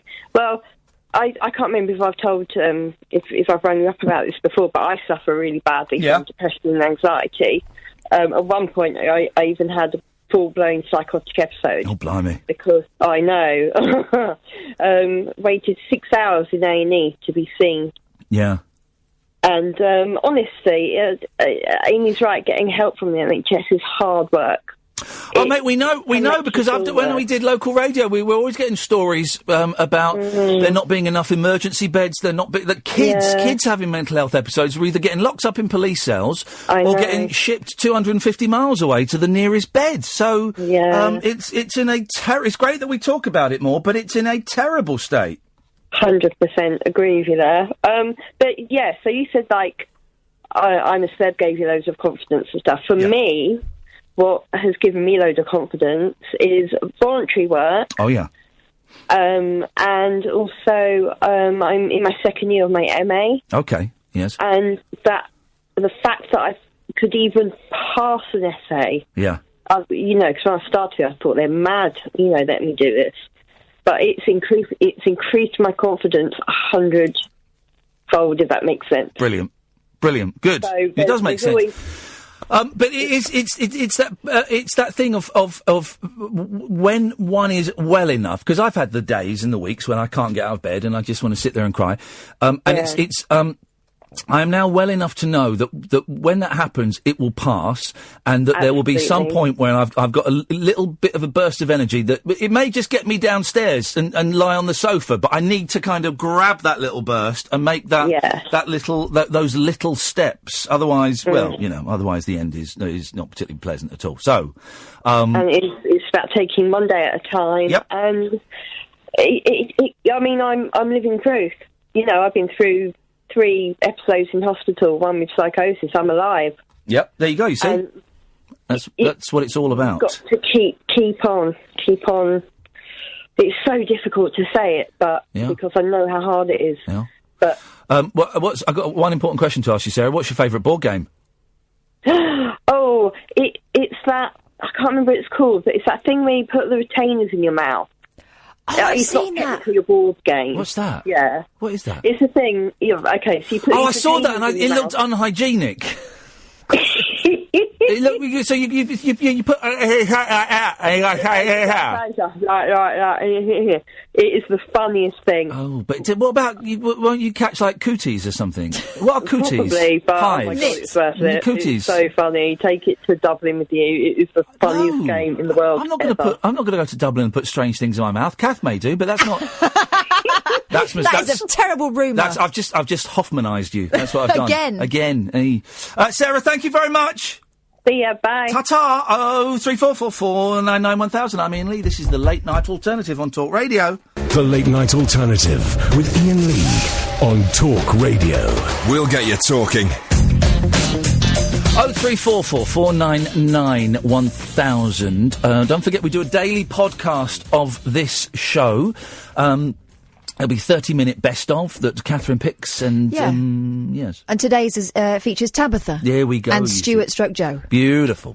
So you can get that on iTunes if you type in Iain Lee Late Night Alternative, or your usual podcast providers. You'll find it there. And also, you are welcome. I've got a YouTube channel, and where we stream this show live on Periscope, and there's loads of best bits of the show and some other silly stuff that me and Catherine have done, or I've done on my own. And I think we've just hit 3,000 subscribers on the Rabbit Hole TV channel. So if you go to youtube.com/rabbithole, youtube.com/rabbithole and subscribe. And I've got like a live video up there, and there's clips from this show, and there's all kinds of stuff. And in the new year, we're going to start putting sort of different little silly bits and pieces on there. So you'd be welcome to go and have a look. Let's go to Jason. Good evening, Jason. Good evening. How you doing, man? What you got for us? I'm good, mate. I just wanted to give you a call. First-time listener this week since you've been back. Wow, and, thank you very much. I just wanted to say well done for I'm a Celeb. I think what you did on there for sort of mental health, and I never knew you existed until then. Yeah. But I think what you did for men's mental health and mental health as a whole was brilliant, and it helped with me and my daughter as well. Oh, So really good. Do you want to share what? Or you don't have to if you don't want to. I can do. Yeah, I can do. I mean, go on.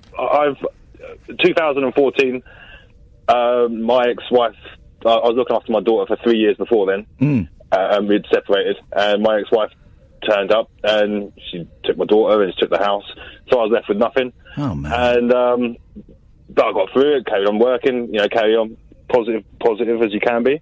But what happened was, my daughter saw me cry occasionally. And when I was saying goodbye to her and whatnot, and although it was, she shouldn't see me cry or whatnot, she was told by, I suppose, social services and whatnot that I shouldn't be crying. I was stigmatised for crying or being emotional. Oh, man. And I thought, and I've always said, I've always worn my heart on my sleeve, and I've always been, I think the way I've got through life is by talking about my feelings and being open and honest. And my mum suffers from mental health, and she tried killing herself when I was 16, and I had to look after my family and whatnot. And I moved away. They're all in Cambridge, but I think, my daughter, we're really, really close to those 3 years with her, and I made sure that she had her mum and everything else. Yeah. But I think she then, earlier this year, her granddad died, so my ex-wife's dad died, and then her cat died in the same week. Oh, and my daughter didn't cry. And I was like, I called the school, because I get on with the school and everything like that, and I called the school, I'm like, she's not crying, she's not letting any emotions out. And we spoke about it earlier when she saw you on I'm a Celebrity, crying and whatnot. And I think, and I said, look, it's okay for men to cry. It's okay to cry. It's okay to talk about your emotions and your feelings. And she was like, well, she's put this barrier up. And I think, and seeing you on there, being real and being raw and expressing how you're feeling and your emotions, I thought it was amazing. And it helped her to understand that it's okay to talk about your feelings, and it's okay to understand how you feel and cry if you need to cry. And I just thought it was amazing. I think what you're doing for mental health and men's mental health and mental health as a whole. I'm listening to Amy on the phone earlier. I think I didn't realise this existed, this radio show. And I listened to a variety of radio and call-ins and whatnot. And I think you've just been brilliant. And I just wanted to say well done and thank you for bringing it to the surface. And I think anything you do moving forward, make sure that you keep highlighting it, because I think everyone's saying how much of a bad way think society knows how to deal with it. I don't think NHS knows how to deal with it. I think it needs to be looked at, and I think you're being at the forefront of it. I think it's brilliant. My daughter lives with her mum, and everything's all cushy now. I've not heard the word cushy for about 25 years. Where did you pull that one out of? Cushy, Rodney? Only falls in it. I've not heard anyone say that for years. It keeps me going. I work hard. I think if I didn't have work and my girlfriend now, I didn't. I'd struggle. I have to keep busy. I have to help people. All I do to keep myself sane. But Howie, okay, listen. I have to say that what you have just shared with me about you and your daughter has it sent shivers down my spine. That is one of the.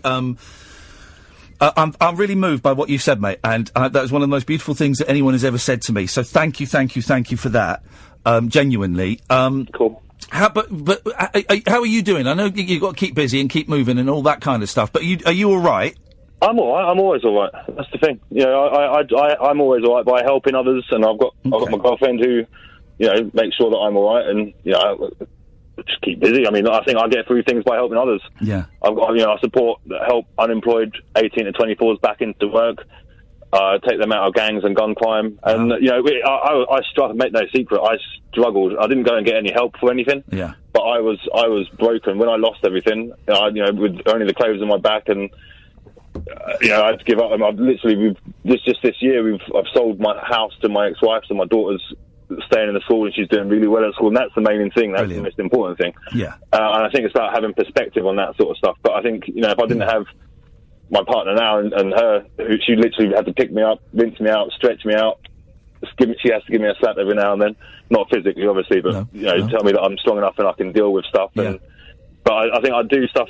I make sure that I'm okay by helping others and by working, and I think that's how I cope. I think that's my coping mechanism. Well, that's brilliant that you found the thing that works for you, Jason. That's great.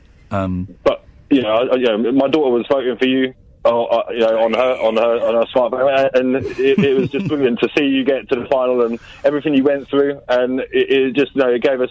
I wasn't going to watch I'm a Celebrity this year, and I didn't really know anyone that was in it. Yeah. And then when I saw you in it, and I thought, what, this guy's real, and the stuff you were talking about, it was absolutely amazing, and it gave him and my daughter, connections, and it gave her some perspective on stuff as well. So mate, I'm really grateful. I'm really grateful for you for that. I am more grateful than I can express at this moment for you phoning up and sharing that with me, Jason. I'm going to be thinking about your call for a long time after tonight. So thank you for that.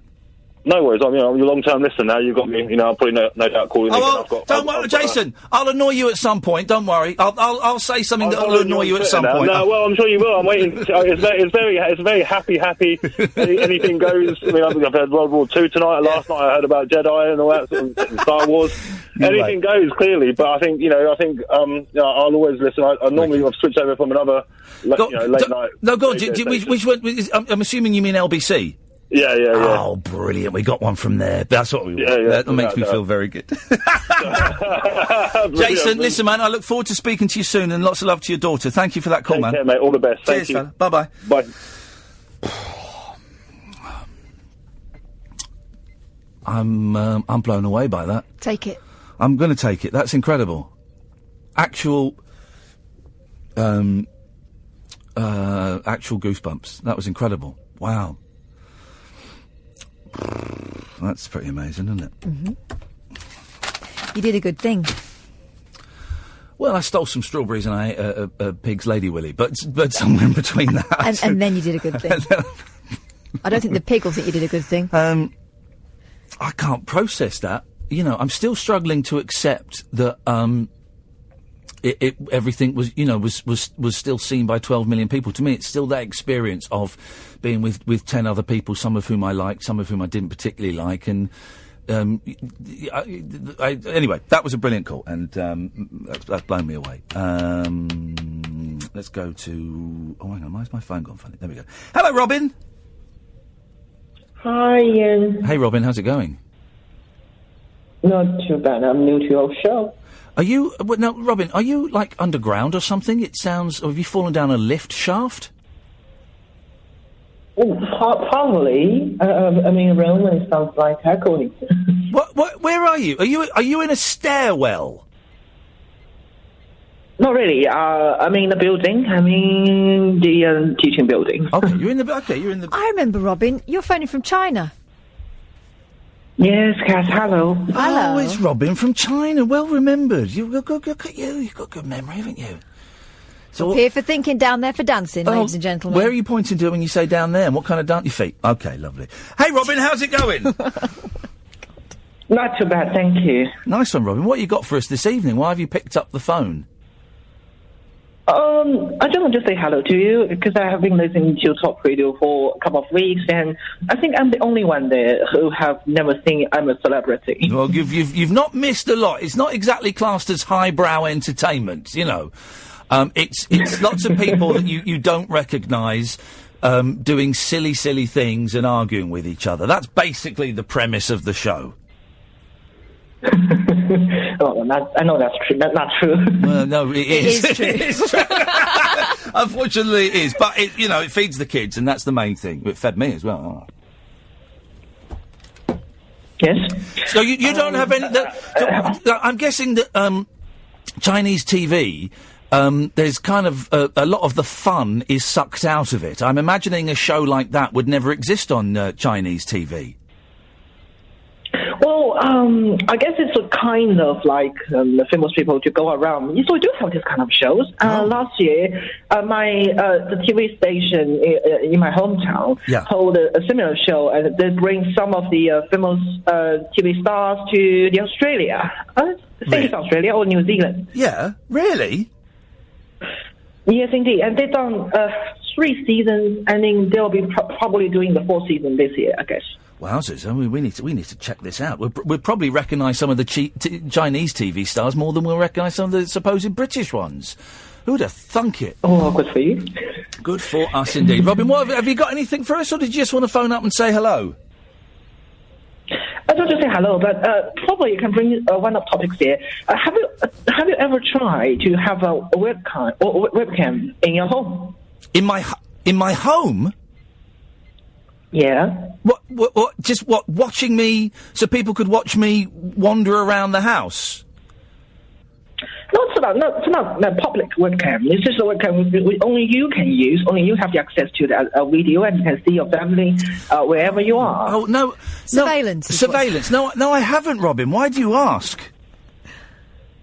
I mean, I am the first one. I was the first one in my classroom, among my classmates, who have the webcam at my apartment with my mom and dad. And nowadays, there's many people in China starting to use these kind of things at home.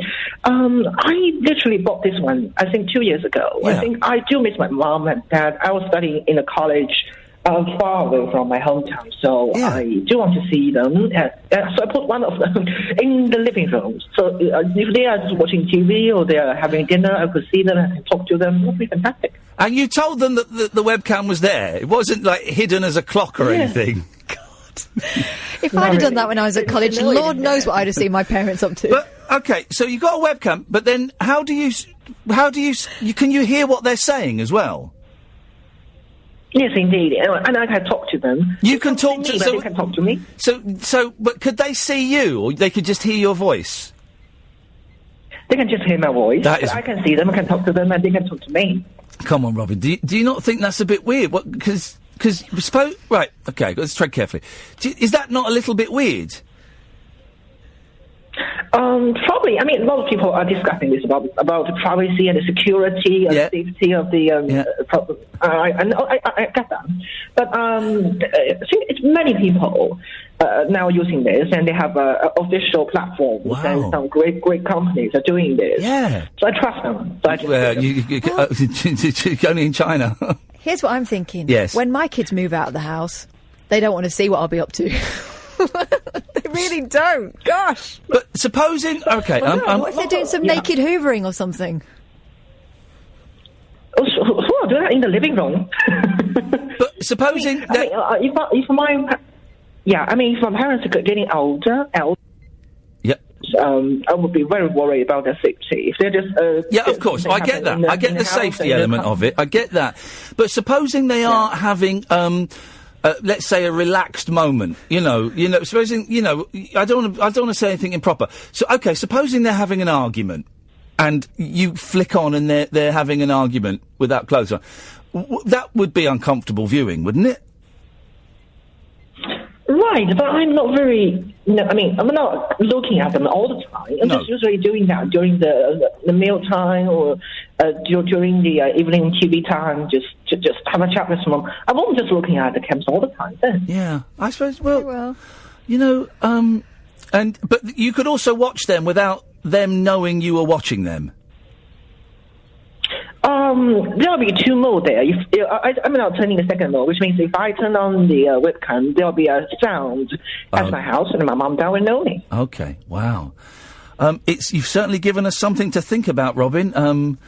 I wonder if anybody else would be tempted by that. It sounds very peculiar, but I know. Well, thank you for that, Robin. I appreciate it.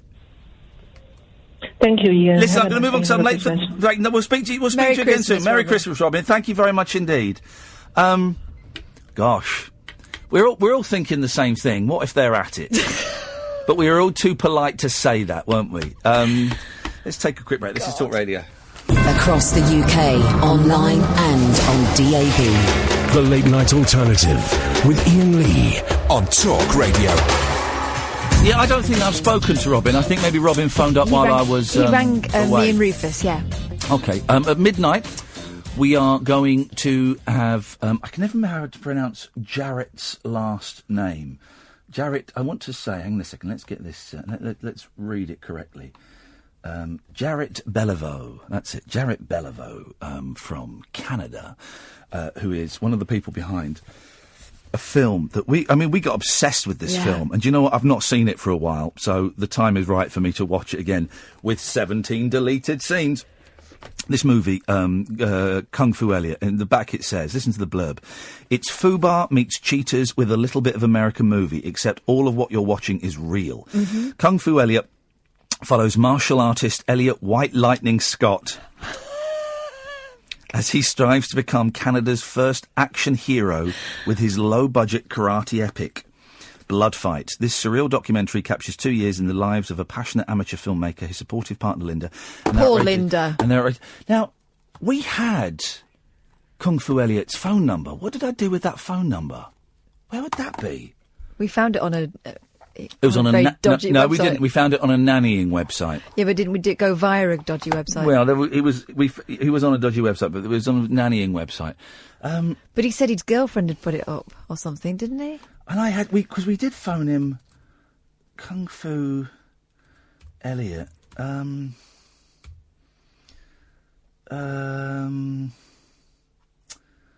I won't have. I don't know where his phone number is. He'll be in your. We did it at. Did we Skype him or ring him? Film ring. I'm sure we must have Skyped him.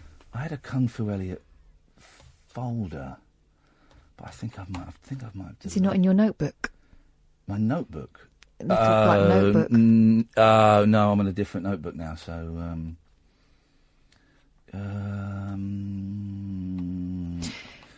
This film is incredible, right? You watch it thinking this is such a clever spoof, because the characters are really well done. You know, you've got Elliot, who is sort of this dreamer stroke fantasist. He really believes he's going to make the big time, and he somehow manages to get all these DVDs together. And, you know, he's in his own head, he's Jackie Chan, you know. And his girlfriend is sort of long-suffering. She's the one that carts all the cameras round, does a lot of the filming. You suspect she's the one that's supporting him, and she looks fed up all the time. And then he's got this mate. What was his mate called that we phoned up? Is it Lance? Blair, who just kind of is just happy to go along with stuff, right? So you could write this. It's just a classic kind of comedy threesome. And then when you realise it's real. Yeah. You could watch it twice. You could watch it twice and convince yourself that either it's real or it's a fake. It's just very, very interesting film and so funny. Do you know what? I think I've got. Right, hang on a minute. Right. Who's that cutesy? This is a video of me. This is me phoning up Elliot. Shall be me. Right. I'm going to try and call Kung Fu Elliot White Lightning Scott. Spoke to Blake in the week, who told me that... Hang on. Hello? Listen, you're talking to him. Hey, is that Elliot? Yes, this is him speaking. Hello, Elliot. My name is Iain Lee, and I'm abroad... Right, the phone number's on that screen. Can I see it? No, I can't see it. Oh, this is so frustrating, isn't it? So frustrating. So frustrating. All right, well, we're not going to find it. Let's go to Simon. Evening, Simon. Oh, hello there. How you doing? You all right? I'm not too bad, thank you. Yeah, so I think that's the longest I've stayed on hold. But Busy lines. I'm pleased. All these new voices you're getting on the radio, man, it's absolutely amazing. Oh, it's great, isn't it? It's wonderful. Yeah. We're living the dream at the moment. I'm loving it. You know, as you say, you know, the reason that you went into the jungle and all that is to get them. Yep. And it seems to be working for you. So that's it's paying off. So it's all good news. Yeah. Go on. What you got for us? But I just thought I'd give you just a hello. Obviously, I'm one of the listeners that have been with you from the very beginning of this talk radio thing. So I just thought I'd say hello. Perfect. Good to have you. We love all of our listeners, old and new alike. Exactly. You see, you were talking about people that had died when you were in the jungle. Yes. A few days ago. Well, something that died was Nick Knowles' hopes of getting a number one. What the heck? What reached 92, I believe. Did it? I don't think that man's hopes will ever die. I wonder. He's got vision. I do wonder how many of the copies of that were sold, and indeed, who the hell bought that thing? There's going to be a lot of disappointed mums on Christmas when they get it, aren't they? Well, it's not my mum anyway. Yeah. But no, I thought it was quite funny that you were dropping some of the. I think we heard about 3 seconds of a Nick Knowles tune on one of the. One of the. I did drop it. I sang it a lot. I sang it quite a lot. But yeah, I couldn't. I don't think anyone really knew. Probably would have known what the hell you were singing. Really. No, exactly. A question? So you're still accepting questions from? Yeah, of course. Yeah. So I'm slightly distracted. I'll tell you why. The reason that the way sorry, just to go back to this, the way we found Kung Fu Elliot was via this Canadian nanny website, and I've just managed to log in to this Canadian nanny website, but I can't remember what I did to find him. His name's Elliot Scott. Hang on a second. Search. I'm going to search Elliot Scott. Elliot. He might not even be on it anymore. No, I don't think he's on it anymore. Balls. Why did I delete Elliot Scott's phone number? That's dumb of me. Go on, Simon. Yes, you can ask me anything. We all wonder those things. Yes. So, you said that obviously before you went into the jungle, you had sort of phobias of spiders and yes. that sort of thing. Do you, when you sleep at night, I mean, are you having nightmares of, like, spiders crawling all over you? When you're in the jungle? No, I mean now. I mean, when you get home, are you looking everywhere, like under toilet seats? No, do you know what? Because I'm not that bothered by them now. I'm still not particularly keen of them. But no, all the things with the bugs, was nothing really. I was surprised at how easily I overcame all of the bugs. You know, it didn't bother me in the slightest. It's like a good detox for getting rid of your sort of bug fears. Well, I'm not. I wouldn't say I'm cured, but I certainly feel a whole lot better. Oh, that's good. Yeah. Have you been approached by any bingo companies to be the face of the gala? I love the Dingo Bingo, and I saw that as my. By the way, I've just found Elliot Scott on the Nanny website. I saw that as like an audition tape. I genuinely did. We did that. We were in there for about an hour. And the suckers gave me a microphone and my own camera to play to, and boy, oh boy, I made good use of that. It was great fun. Well, you know, you never know when that, you never know when that might come in useful. It's something good to have a fallback, isn't it? You know, if you wanted to go and do the couple of hours in the gala. Oh God, totally. You've got to be able to do these things. You know, it's always good to have something to fall back on.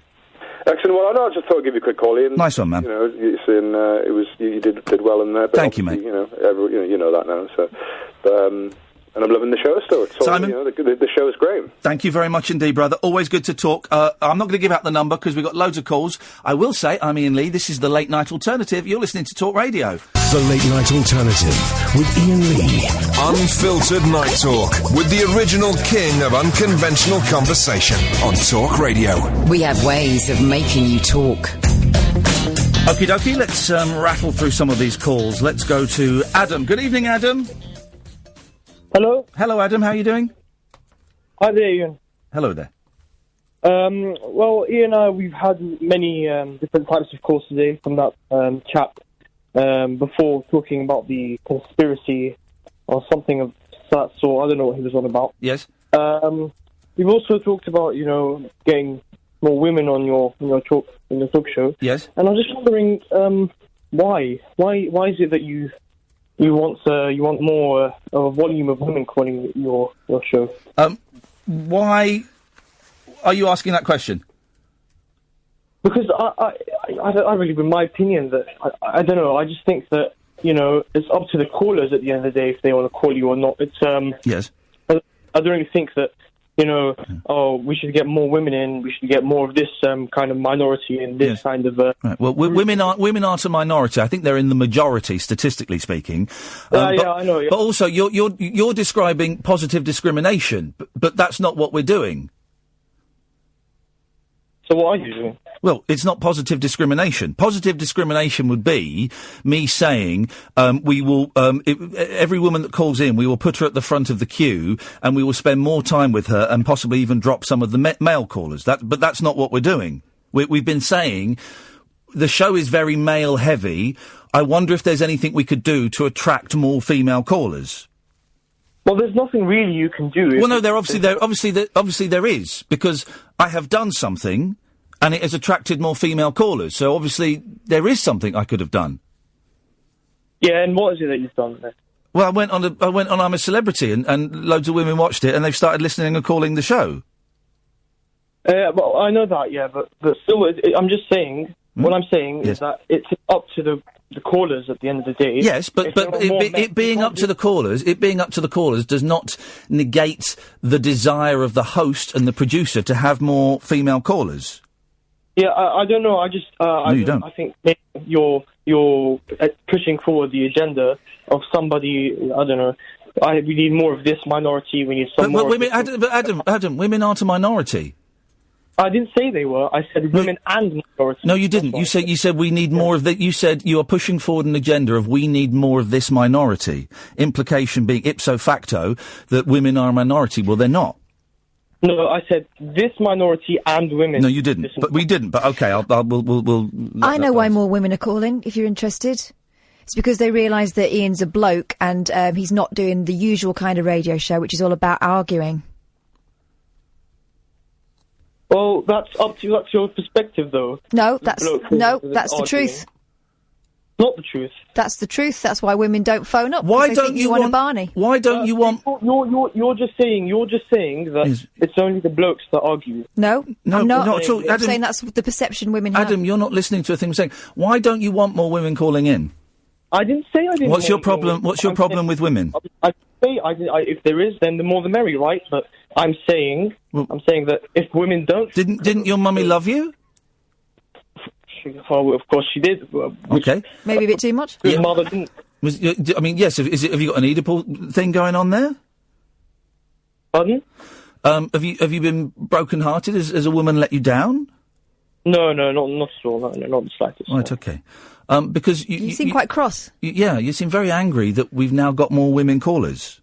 No, it's just that, with all these days, with all the social justice warriors and stuff, I thought you were kind of... No, Adam, me desiring more female voices on the radio, it's not virtue signalling, it's not social justice warriors, it's nothing to do with that. It's me thinking it would be a more interesting show if we had lots of different voices, and I would like more female voices. And you've said, well, there's nothing you can do about it. Well, actually, I've done something about it. I've taken steps, and it has paid off, and we've had more women callers. And I've got to say that all of the women callers we've had so far are like 1,000,000 times more intelligent and observant than you are. Because you're spouting rubbish and making up a complete narrative that is not based in any way in reality. Well, that's once again your perception. No, it's not. It's not my perception. It's a fact. Everyone that's called in, male and female, even the 9-year-old Hayden, is way more intelligent than you because you're trying to create something that isn't there. You are describing positive discrimination, which is simply not what is happening here. Having a desire to get more calls from a group of people is not in itself positive discrimination. No, I see where you're going with that, but I was just making the point that you saying that we need more female callers. I think you're just the same as one of those, ultra feminists, and you're playing into their hands. You're having an argument that you've had before you picked up the phone, and unfortunately, it's not a conversation. Adam, Adam, I'm going to say it to you, mate. You're talking utter bollocks, and you're an idiot. And you're not listening to what I'm saying. Hayden, the 9-year-old, listened to what I was saying. You're not listening to what I'm saying. Yeah, I am listening, actually, and I have been listening. Well, respond to what I've said then, Adam. What have you said? Can you repeat that, please? No, I've said it several times. So you were listening, so why don't you respond to it? I'm sorry, I forgot what you said. Thanks for calling, Adam. Let's go to Giselle. Hi, Ian. Hey, Giselle. Oh, God, it's one of those women. We should have put her up first. Oh, this is outrageous. I'm just being a social justice warrior. Fancy encouraging women on the radio. We don't want women on the radio. It's all right, Ian. I was too busy having an argument with myself here. It did feel like that. Sometimes I'll go round to my mum's and she's already had the argument in her head, so she's going to do it out loud, even though I'm not arguing back.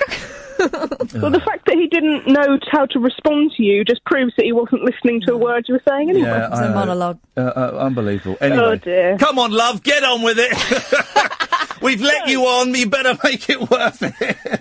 Confidence. Yes. Confidence in the workplace. Yes. What motivates you? Because I worked in the same industry as you and had a manager, and we won't talk about them, but had a manager completely destroy my confidence and haven't worked since. So I want to know what makes you get up and go in a competitive industry such as I tell you what makes me get up and do this is because I flipping love this job. I love it. I'm so lucky that after a few years of doing a job that I was grateful for, but I didn't especially love, and working with people who didn't especially get me, that I have landed totally on my feet in a radio station that gets me and supports me and nurtures me and likes me and lets me do pretty much what I want to do. And I get to work with my best mate, Simon, the young lad I've just met out there for the first time today. I'm teasing, Catherine. I get to work with my best mate and I get to talk to really interesting, different people every single night. So that's what motivates me. But I'm also aware, Giselle, that I'm in a very blessed and lucky position because of that. I just think, I'm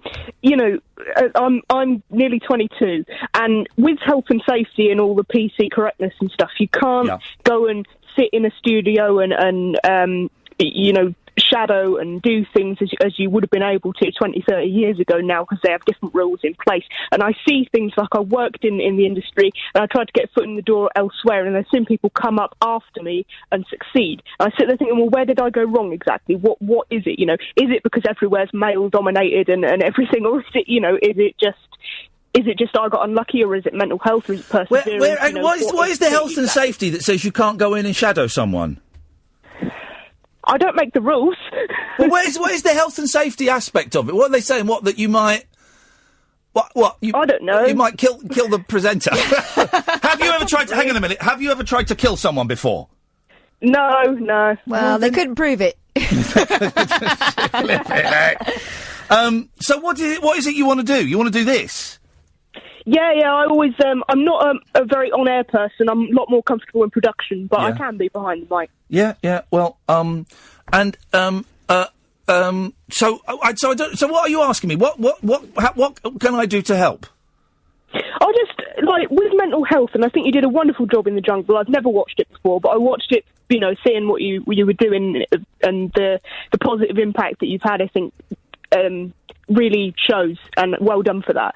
But yeah, with mental health issues and with stuff affecting people, how just to get back out there and through all the knockbacks Just get back out there and just get back out there and keep getting knocked back. And every time you get knocked back, dust yourself off down. I know it's hard, and go and knock on someone else's door and keep doing that and keep doing that. And if that's not working, or even if that is working, start doing your own podcasts or start finding people that want to do podcasts that you can produce and do things like that. The main thing is don't take no for an answer. No sometimes just means not today. So give them a ring in a couple of weeks' time. Make yourself useful, and be prepared to do the crappy shifts for a bit. Yeah. Okay. Keep on keeping on is the only thing I can say, Giselle. If someone asks you if you can do something, say yeah, and then find out how you do it. Yeah. Yeah, very good at making cups of tea. Brilliant. That's always a bonus. There you go. Good luck, Giselle. It's the best industry. I mean, there are a load of bastards in it, but it is the best. Radio is by far, and better than TV, is the best industry to work in if you can get a gig. Of course. We all know. Nice one. All right. Thanks a lot. Bye-bye. Bye. She should write in here as well.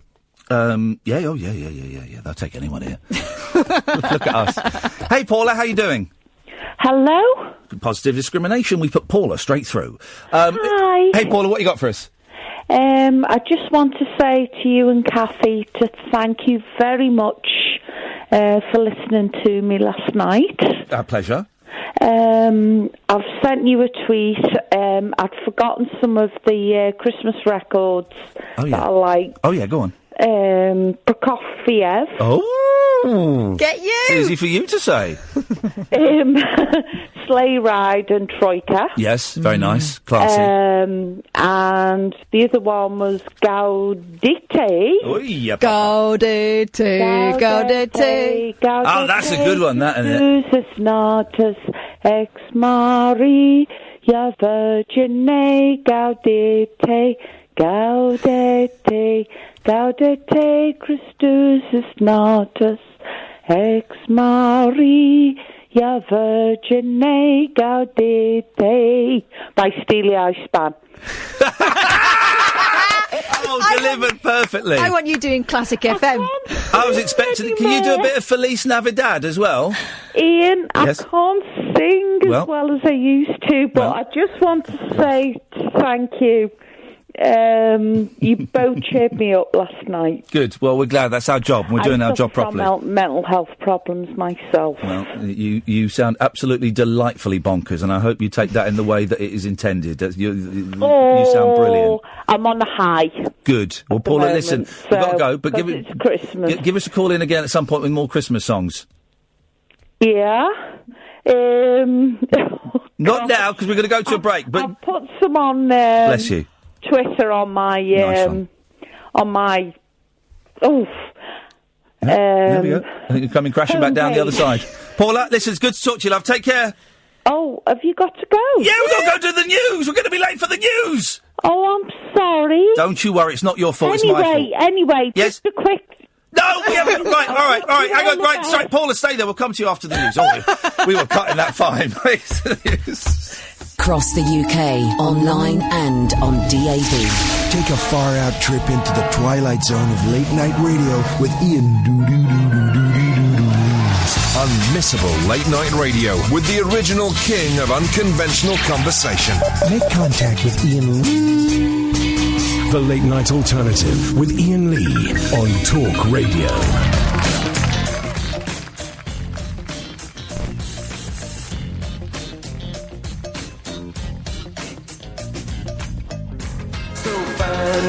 I've been on fire with Sally Field, gone past with a girl named Bo, but somehow they just don't end up as mine. It's a death-defying life I lead. I take my chances. I die for living in the movies and TV. But the hardest thing I ever do is watch my leading ladies kiss some other guy while I'm bandaging my knee. I might fall from a tall building, I might roll a brand new car, 'cause I'm the unknown stuntman that made Redford such a star.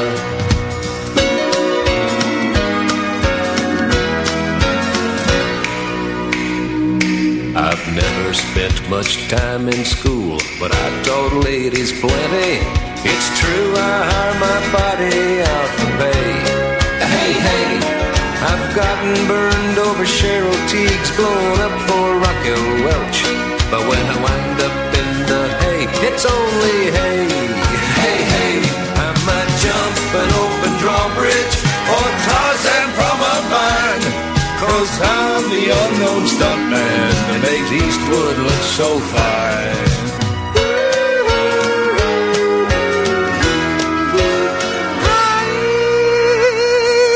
Listen, we're going to give away 2 Kung Fu Elliot DVDs and 2 Blu-rays, okay? If you have called in already because you want those, I'm afraid you will not be part of the competition. So if you are on the line... It's not a competition. Well, it's not a competition, it's the giveaway. If you are on the line because you want those DVDs or Blu-rays, put your phones down now, and I will tell you when to call in. And it will be a first-come, first-serve. There's only 4 of them, and do you know what? I suspect it will take a while for them all to go. Are you going to give them a cue to call? I will give them a cue to call. You cannot call until I say. Right, let's phone up Canada. I love Canada. It's like a nice America, isn't it? Mm-hmm. 929. So we're going to phone up Jarrett, who is one of the directors of this film, and we'll have a chat about this. And for those of you who have seen the film, I mean, it's one so scene fun. never forgotten. Oh God, it's worth a repeat viewing. I mean, Hello? Hey, Jarrett, how you doing, man? Good. We have Matt here too. Just 1 second. I'm going to merge us. Oh, he's gonna merge I remember us. this last time. He's so good with the phones. Well, if I remember last time, the wasn't the phone quality absolutely awful from these charlatans? From these Really? I don't know. We're doing pretty good here. He can hear us. Hey, Jarrett and Matt, who are the brain. This is Iain Lee on Talk Radio. But the brains behind, and I use the word brains loosely, behind the phenomenon that was Kung Fu Elliot, and it was about a year ago. We got obsessed with this movie, and we loved it. We dedicated a whole night to this movie, and it is, for those of you who watched it, the debate still rages between a lot of the listeners. What is real? What is fake? But it is, I'm thrilled to say it is now out on DVD. It is now out on Blu-ray with shed loads of extra stuff that wasn't on the original movie. Jarrett, let's speak to you first, Jarrett. Just give us again the background to this film, because we've got loads of new listeners now. And by the way, thank you for your email. He sent me a very funny email. Jarrett had heard that I'd been bullied on a TV show, and he said, "Hey, don't you worry, because Elliot White Lightning Scott has got your back covered, and he will kick the asses of those bullies for you." Just as soon as he catches them. Give us a little bit of the background to the movie, Jarrett. And for those who haven't seen it, kind of summarise it, please. Yeah, well, Matt and I were looking for a local person in our area here, and so Elliot popped up in our radar, and he was a self-proclaimed karate champion and award-winning filmmaker. And is my sound okay? You sound wonderful. This is bringing back so many happy memories. And so we contacted him on Facebook, and we said, "Hey, Elliot, what's up with your life?" And he says, "I'm making my 3rd feature film, Blood Fight." And we were like, "Oh yeah, that sounds amazing." Yeah. And would you mind if we come? And we said, "Do you mind if we come down and meet you?" And it was like Elliot had been waiting his whole life for us. The minute that we arrived, he opened the doors, and then we met his girlfriend and then soon-to-be fiance, Linda.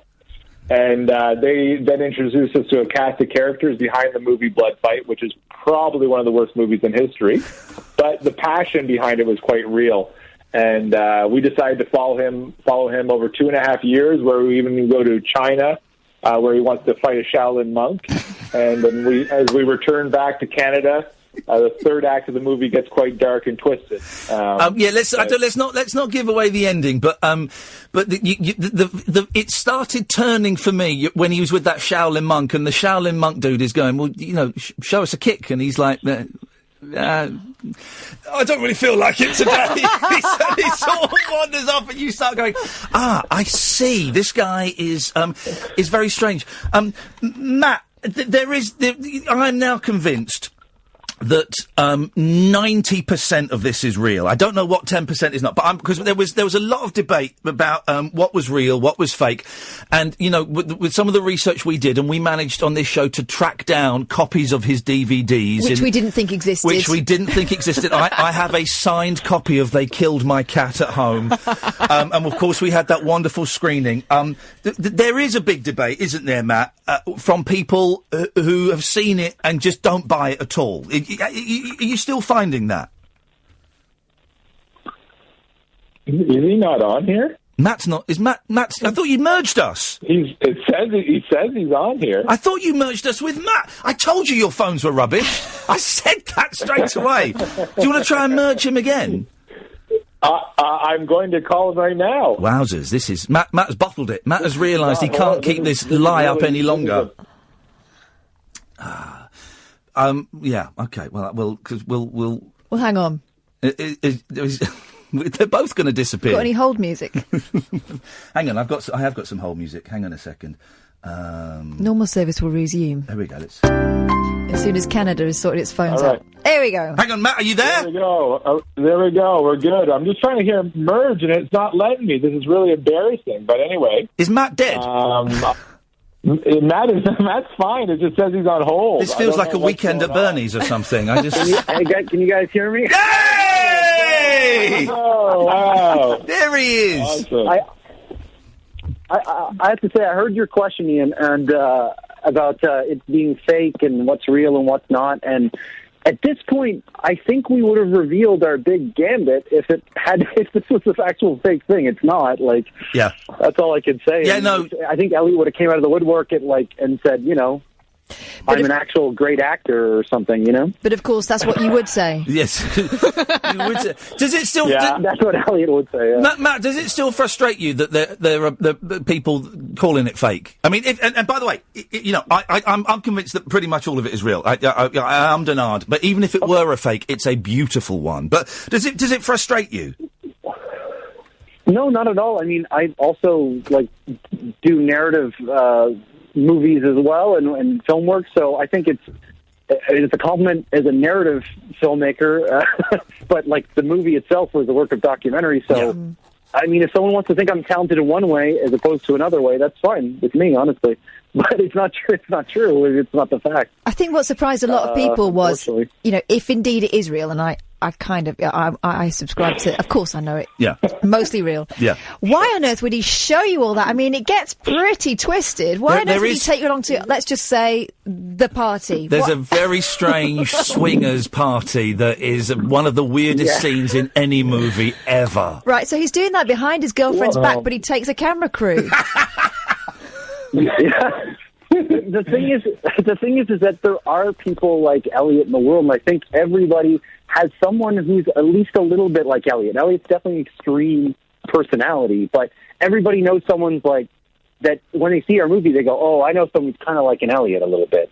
Obviously, Elliot's kind of the most extreme version of this, living in his own fantasy world. Yeah. But eventually, he just kind of forgot we were there. We were following Elliot for 2 years. We followed him to China. Yeah. This is... I don't know. He's separated from reality. So in his mind, he probably thought it was great for the documentary and great for this movie. I mean, he'd already thought about in China, how he could be with women all over and be with prostitutes and how that would look, and if he was in the back alleys, and so he saw the documentary as this kind of this other thing. So he might not have thought anybody Linda would ever see the documentary. I don't know why he brought us to this swingers party. Well, one more thing, guys, too, is the sad truth is Elliot might not have thought that our movie was ever coming out. Yeah. It is wonderful, and we love, and we keep talking about it on the show, even a year later. And it's out on the DVD and Blu-ray. Let's do the business stuff, and I'll tweet all the links. We're going to give a couple away, but if people want to buy this, where is the best place to go and buy this movie? Just kungfuelliot.com, and we're set up with PayPal and Visa, and I'm shipping them out from my living room. No, really? Do you do merch? Because I quite fancy a Kung Fu Elliot T-shirt. We're doing posters right now. We're looking at T-shirt companies. We're going to be putting that on the website. Oh, mate, I'm in. We got the poster, but we will be getting that situated. I mean, this is a real low key production here. I mean, we made this movie with borrowed cameras and edited from a different apartment I lived in a different living room. Different living room. So, so kungfuelliot.com, we're set up with e-commerce, and all the shipping options are there. We have a sale on as well right now, 25% off for this month. Oh, look, the website looks wicked. I mean, it's bringing back so many happy memories. Oh, look at his and it poor really missus. is the ideal Christmas gift. We have 16 deleted scenes, and there's a tuxedo thong scene that is unbelievable. Yeah, you have to see to believe. It's pretty wonderful. I'll just send you that really quickly so you can feast your eyes on that. We also did a director's commentary with Matt and myself, and also Blake and Blair is on there. So every scene that Blake or Blair is in, they talk about themselves. Oh, mate. Well, Blake and Blair are they're some of the unsung heroes because they all kind of... What's beautiful is they buy into Elliot's dream, don't they? Oh, yeah. They couldn't question Elliot because, and Matt and I talked about this a lot, is like they couldn't question Elliot or because that would question everything that they were like striving towards, which was like to be in a great movie and be great actors. And I mean, Elliot really sold them on this idea that he was making a award-winning film. Yeah. This was going to be the next huge hit. So these people were all along for the ride for good and bad, for sure. Have you, when was the last time you spoke to Elliot? Do we want to? I don't know. So we got a little news. Oh. Yeah. Tell him. Yeah. So we found out that Elliot is actually posing as First of all, he started as a traditional gynecologist in British Columbia. Yeah. Traditional Chinese medicine gynecologist. Yeah, and he was living in an RV in British Columbia, and he had photos of himself. Like this is all through Facebook. He found another profile with a different name. Yeah, and because he's a new person, right? Right. So yeah, he has. He was traveling around Steven Seagal ponytail. Yeah. And but then I found out that he's actually a nanny in British Columbia, so he wants to take care of people's children. Yes. So he's on a nanny site advertising his services and all of his accolades and different degrees. I mean, he's hustling, you know. Well, here's the thing. Okay, I've signed up to this nannying website. And I have. Listen, I'm not going to do this if you don't want to, guys. Okay, so say if you don't, please. But I can contact Elliot by literally clicking a button on my screen. Yeah. Oh my God. Sure. Yeah. Do you want to do it? Do it. Bring him on. I mean, we haven't spoken to him since the end of the last scene of the movie. Okay. Besides some emails. Okay. To try to get him to come to some film festivals. So, I mean, if I could hear his voice, that would be an early Christmas present. Okay, we've literally just signed up, so I don't know if this is going to work. I don't know if he's going to answer, but it says here, connect now. You don't get the phone number, but you just connect now. So I'm going to call. Are you sure you're cool with this? Because I don't want to put you guys on the spot. No. That's fine. Okay, here we go. People are just going to think we made this whole thing up anyway, so of course they do. Right, we're going to... Sorry, right. Your call could not be completed. Goodbye. Oh, no! Hang on. Sorry. Oh, no! Well, there we go. Come on, Elliot. Let me try. There is a different number. Let me try this. I don't think. Maybe he's given up the nannying. Maybe he's gone into the gynecology full time. Jeez, that's yeah. That RV could be packed right now. That actually is quite terrifying, isn't it? Hang on. Let me dial this. Go phone this. It's very scary. Hang on. Very scary. Yes. Enter the 5-digit listing code using. Oh, I've got to enter. Oh, how do I do that? Right, can I give you a number so you can go out and dial it? Write it. Let me give you a pen and paper. Hang on a second, because we can't do touch tone in here. Right, so let me write down this. So 001. I've got a feeling he's cancelled his nannying profile. So when was the last time you spoke to him? It was scene of the movie. Yeah, the last thing I think I said to him was "F you." We haven't spoken to him at all. Besides, like I said, through some emails, trying to convince him to come to some film festivals. Because we did that night. We did a night about a year ago where we showed They Killed My Cat, and you guys came on, and Elliot came on that. We spoke to him, and he was very guarded. He was. In fact, he was bizarrely. This nannying website is very, very weird. It records all the phone calls, and look, this is a bit of the phone call that we did that night. Have a listen to this. Hang on. Here we go.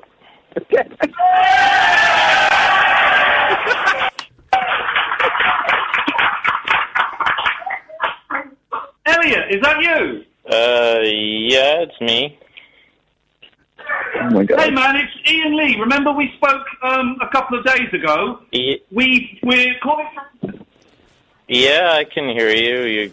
It's a little echoey on my end, but yeah.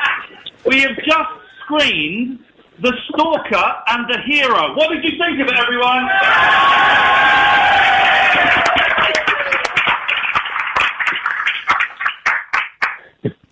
They loved your movie, Elliot. Okay.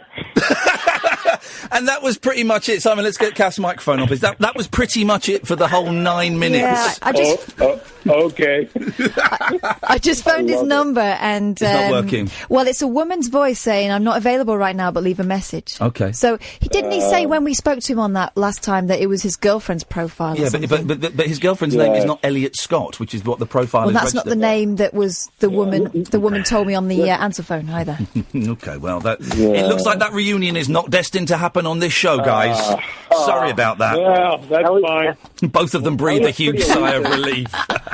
But, no, not at all. I love him, honestly. Matt and I were actually considering to go out and visit him in this RV that he was towing around as a gynecology clinic, but we didn't put it together. But because we were kind of a little worried about opening that door again and kind of I don't know, just going down that rabbit hole. But we're very intrigued to meet up with him and see his new path in life. Mate, I would put my hand in my pocket and give you money to make a sequel. I would totally give you a few $100s towards funding a sequel. I would love to see it. I would love to know what that dude is up to. Original budget, yeah. Yeah, exactly. Yeah.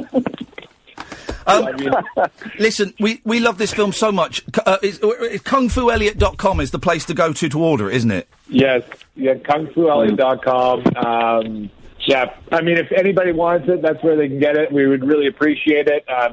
We'd love to see this film in the actual hands of the audience that loves it and gets it. And even if they don't get it, that's fine. Yeah. But they're definitely in for a wild ride. And we can, as the directors of the film, we'll tell you that it all happened the way it happened. Yeah. If Tommy Wiseau's a real person, Elliot is just a Canadian equivalent. Tommy Wiseau, They've just made a movie about Tommy Wiseau, haven't they? Yeah. With James Franco. Yeah, the disaster artist, yeah. Exactly. Mm-hmm. Yeah. Yeah. And actually The Room is getting a theatrical release now. They just announced that today. So. Wow. Well, maybe there's a big Hollywood movie. Who would you get to play Elliot in a Hollywood remake of his life? Tommy Wiseau. Tommy Wiseau, yeah. Tommy Wiseau. Who, Matt? David Duchovny. Every time I watch X-Files, I think he looks so much like Elliot. Oh, yeah. He does, but can David Duchovny take out the actor?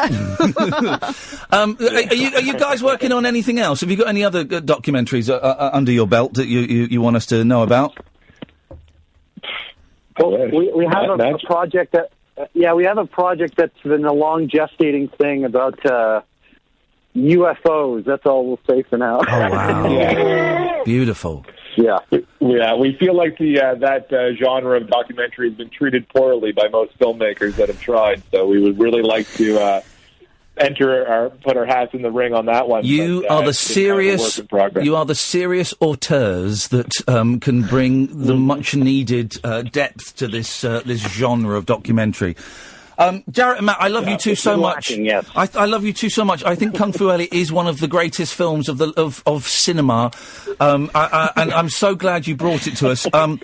I wish you the very best of luck. You're welcome on this show any time. I know it's taken a while to sort this out, but I've been away. But you're welcome to come on any time and have a chat. Well, thank you very much. We really appreciate it. It means a lot to us over here in Canada. Nice one, man. Well, listen, good luck, and we'll speak to you again soon. Have a lovely Christmas. We'll speak in the new year. Yes, you as well. Thanks again. Cheers, guys. Christmas, guys. Thank you. Bye-bye. I love it. Sorry, guys, come on. Those two are brilliant, aren't they? They're brilliant. Listen, there we go. We've got 2 DVDs. We've got 2 Blu-rays. If you want them, you can phone up. You can have them. 0344 499 1000. It is a first-come, first-served basis. There's no question.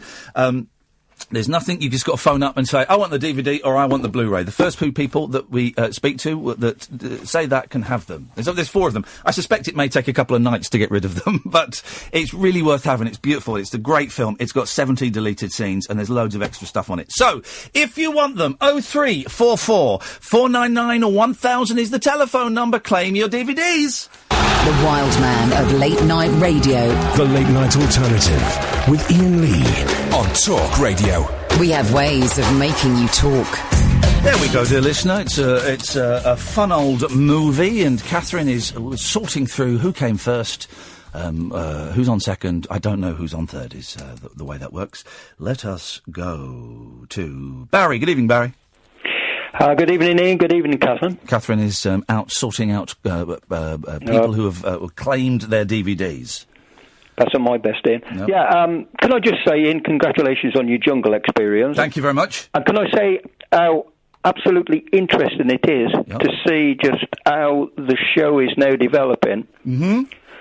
And I'm really looking forward. I think some of these younger callers, it's so nice to get a new audience. Oh, mate, it's brilliant. I'm thrilled. I'm thrilled we're getting more women. I'm thrilled we're getting younger people. I'm thrilled we're getting more different men. I love it. It's great. And, you know, this is what Kath and I have been wanting since March the 21st, 2016, which is when we started this. You know, we're grateful for all the calls that we've had, but we've got a bigger palette of colours to play with. You watch in the new year. This show is really going to start going places and start taking off in directions that people can't even begin to comprehend just yet. Yeah, I know for a long, long time, Ian, you've said that you've always tried to, you know, take the show on just that little bit. Yeah. And I think this is the thing that's done it. And, you know, the sort of thing I'm finding, you sort of see yourself as a pre-jungle listener and caller. Yes. So you see the show how it was, and I've always enjoyed it, Ian, you know that. We've had a bit of banter, and, you know, you've put me in my place a few times, but that's all part of the show. I've always accepted that. Of course. What I'm interested in is just if these young listeners and callers will stay around, and when they start to move on to issues, so you can see the young generation and the old uns like me being brought together. And so I think we could, with some of the topics that you'll introduce, I think, you know, you can see that this is really going to be one for the future, Ian. Issues? Topics? The biggest issues is the misuse of disused tissues. Oh, right, okay. Thanks very much indeed for calling, Barry. Appreciate that. I didn't have a clue either. Robbie!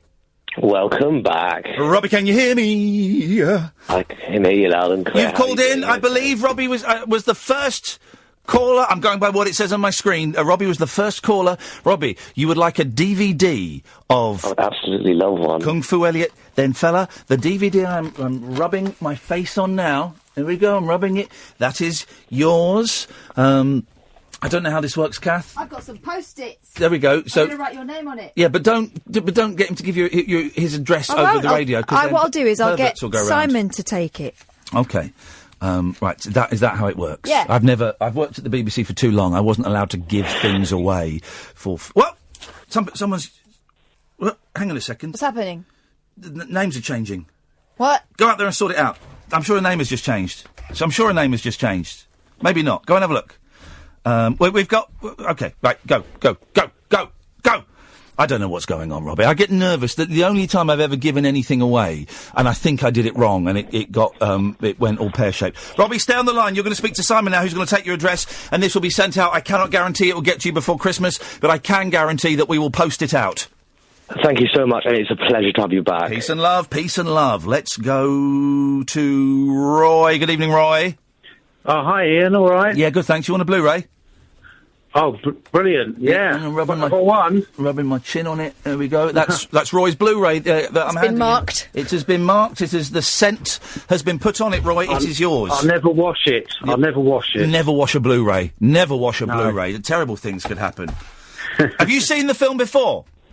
No, I never heard of it. Mate, you talking about it, I'm thinking Borat meets Napoleon Dynamite. Oh, mate, you're in for a treat, honestly. It's better than both of those films. I've never seen Borat, but I've seen Napoleon Dynamite, and actually there's some real similarities between Elliot and Napoleon Dynamite, actually. I'd never thought of that. It's brilliant, man. You're going to love it. Oh, thank you so much. Roy, yeah. stay on I the look line. forward to You're seeing going to it. speak to Simon, and he's going to take your name and address. That's Roy's. No. I've already put Roy's No, through. that's not Roy's. That's mine. Give me that one. Right. Okay. Then we go to Craig. Hello, Ian. God, I'm so tense at giving something away. It's horrendous. chill out. I can't. I suppose we get this wrong. And there's an Ofcom. Shut up. Hey. Craig, did you want Blu-ray or DVD? You wanted Blu-ray, didn't you? Yes, if that's available, please. The Blu-ray is available. They are sealed. I'm going to lick yours. No! Licking it. Oh, God. You know where that tongue's been. Yeah. Craig, if you stay on the line, you'll speak to Simon. He will take your details and he will do that. And Cleo! Hello! You've won a DVD, Cleo, whether you want it or not. I do indeed do, purely for the extra scenes. Yeah, I know, exactly. 17 deleted scenes, commentary, Elliot's trailers, and a Q&A with the directors. It really doesn't get, literally doesn't get any better than this. It doesn't. Okay, stay on Can I give you a verbal blow up the arse? No, thank you very much indeed. No, that's Cleo, Lord. so I'm reluctant to hand it to him. Right, let's have a quick break, and then when we come back, we've got Simon, we've got Katie, and you can give us a call, dear listener. 0344 499 1000 is the telephone number if you want to give us a call. You're more than welcome to. Catherine, do you know which button to press to send us to a break? Because, goddammit, someone's got to press this button. This is Talk Radio.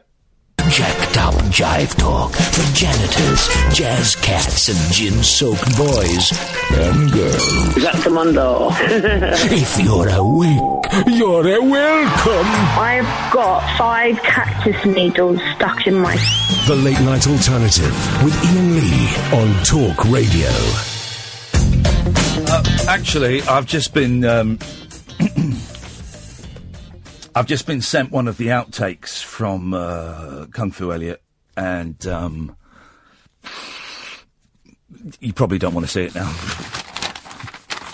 Tuxedo Thong, wowzers. If you want to buy the movie, go to kungfuelliot.com, ELLIOT, 2 L's, 1 T.com. It really is a cracking movie. Hello, Katie. Oh, hi there. Hey, Am I on? You're on now, Katie. Yes, this is it. This is it. We're in. We're going. This is insane. Isn't it just? It is, really. The reason why I was ringing Yeah. is that I thought that you were quite harsh to that bloke that rang in. Okay. That asked you as to why you need to have more girls ringing in. And I kind of think that he probably didn't put his point across all that well. But I think it raises kind of like a point as to why you would need to have us ringing in. I never said need. No. No, I never said need. Didn't you? No. But do you get my point? No, your point doesn't make any sense. Try again. Okay. Well, it is 12:30, and also I've got kind of like a feedback coming through as well, so I can hear myself talk on the phone. It's kind of like a Okay, I don't know. I can't help you with that. feedback. But I never said I needed. No, I never said I don't. needed women to call in. I've not said that. I'm very precise with what I said. What have you said?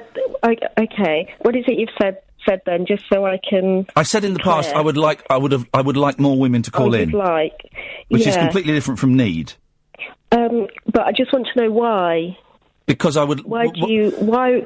Why would I not you want? like Why would I not like more women to Yeah. call in?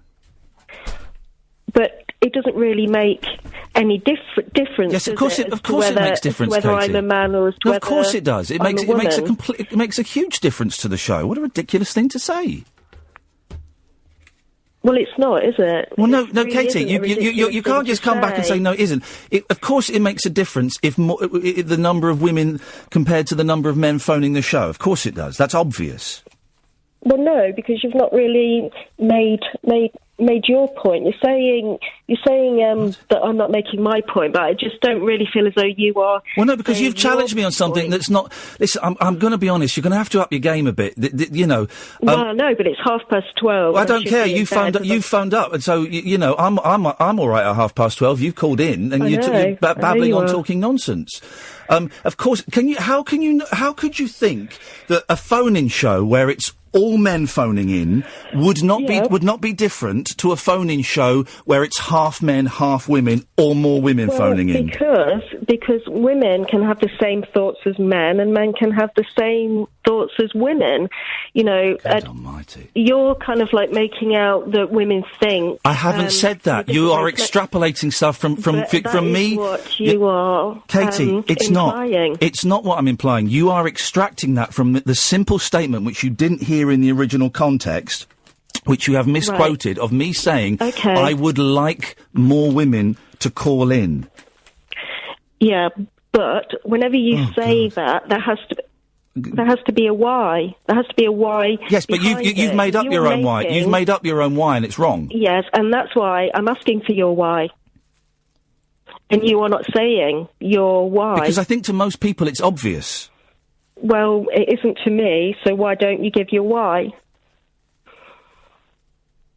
All right, loads of reasons. Let me pick two. Okay. Let me pick two. One, because I don't think that men and women think identically. I think they think... if you just let me finish, because you have asked, I think they think differently. Two, because their voices sound different, and I use people's voices like an artist would use paint on a picture. They are different colours, they are different shades, they are different tones. Three, I think there is a huge problem, and this is the important one, with British radio, in the fact that there are hardly any female presenters on British radio, and that if I listen to a lot of phone-in radio, and there are significantly more men phoning in than there are women, and to me, it's not being a social justice warrior, it's not positive discrimination, which is what that caller was describing. I think that as a listener, I would like to hear as many different voices of different genders as possible to get their different life experiences and their stories. For example, before I went away, there were loads of phone-ins about the Harvey Weinstein sex scandal.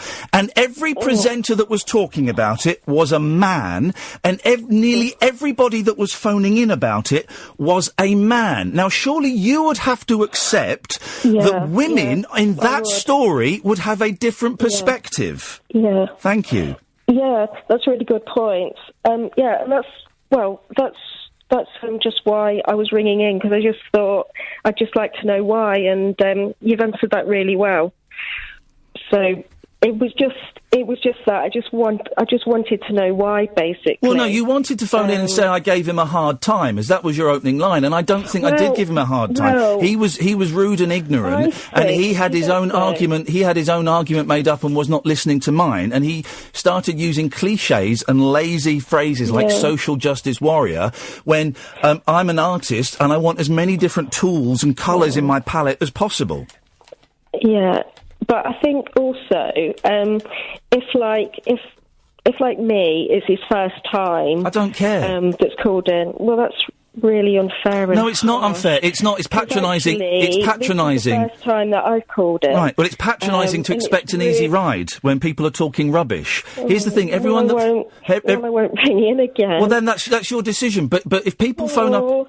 I really supported you when you were in the jungle. But Katie, if people voted for you so many times, I'm just quite disappointed. But Katie, if people phone in and talk rubbish like that guy, shooting people down. No, I'm not shooting anyone down. I'm shooting that guy down because he was talking rubbish. You expect me to let people come on and talk rubbish and get away with it? Supposing he came on and spouted a load of racist nonsense, would you let me just go, well, it's your first time calling? No. Right, well, he was talking rubbish. This is a completely different... Well, he's talking rubbish to you. No, he was talking actual... He has a point. No, his point was... No, Katie, his point was rubbish. But who are you to say that? It's my show, and he was accused... show, and I can say whatever I want. But the thing about this show... I'm sorry. But the thing about this show, I think, is that you should let people like that speak. Not unchallenged. Not unchallenged. No, I have to challenge everyone, Katie. No, you see, that's... No. No, Katie, yes. Katie, no, Katie. I challenged him. He was rude, and so you were rude as well, though, to be fair. What did you say about his mother? Like, have you got mummy issue. No, I didn't say mummy. And in a way, Didn't say you mummy. kind of shut him down. You did, or I didn't. mum then. No, listen, I'm very precise. Were you not Katie, loved? Katie, I'm very precise with the language I use, okay? And that's one of the things you've got to focus on. I'm very precise. I did not say mummy. Well, what did you say then? 'Cause Well, you weren't listening, so I'm not going to repeat it. Listen, if people come on, I treat everybody equally. If they are talking rubbish, if it's their first time or their 100th time, I'll challenge it, because that's what I have to do, because I can't let people come on and spout rubbish.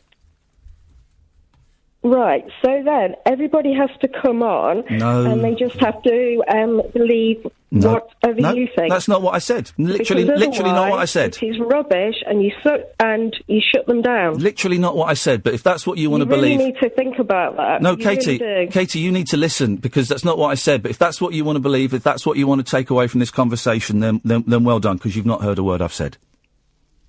But you've not heard a word that I said. Oh God, I have. Okay, I won't ring in again. Okay. Thanks ever so much, Ian. It's really nice to talk to you. Thanks a lot. Okay, bye. What just happened there? What just happened there? That was weird, wasn't it? Dearie me. Let's go to a break. The Late Night Alternative with Iain Lee on Talk Radio. We'll get you talking. Here Monday to Friday, 10 till 1. It's another one of those darned women. Good evening, Annie. Ian, how are you doing? I'm all right, thanks. How are you doing? Good, very well, thank you. What you got for us? I've got a suggestion for the show. Yes. If you'll indulge me for a second. Yeah, go on. What I think it needs, what's missing, is a male perspective. But why? But what is your why? What is your why? Being the ultra-feminist you are, you just can't fill that gap, mate. I'm sorry. Kath's trying to hold her end up, but she can't carry it all on her own, Of course I can't. I'm a weaker woman. It really... Absolutely. I don't see what's so controversial. Honestly, because, listen, people who've only just been listening, right, it's a really nice balance we've got now. But before, we would sometimes have a whole week where we'd get one woman calling in, and I don't understand what is controversial about... I never said we need, I just said I would like more women callers. Yeah. What's controversial about that? Nothing's controversial. I think that's the problem. People are looking for controversial and it's not there, so they have to find it. That's what I think. I think we've had a couple of examples today of people formulating an argument in their head before the argument is had, and actually they're having a conversation that isn't the one they've mapped out, so that's where the clash comes from. Yeah, and then when you don't follow the script, they get flustered. And here's the thing. I suspect that there may be one or two of these, but I voted for you conversations coming up where people disagree with me, and that's fine, and we'll deal with that as and when they come. But also I can't. You know, this is what the show is. Everyone gets everyone gets challenged, whether it's the first time, 100th time, whether they're 80 or whether they're 8. Everyone gets treated the same because you know, I've been doing this for 15 years, and you know, I can't patronise someone or go softer on someone because of their age, because of their experience or lack of it phoning in, because of any disabilities that they might have. You know, if someone is saying something that I think is nonsense and is also coming from a slightly aggressive stance, as I believe it was with that the male caller, whose name escapes me, then I have to challenge it.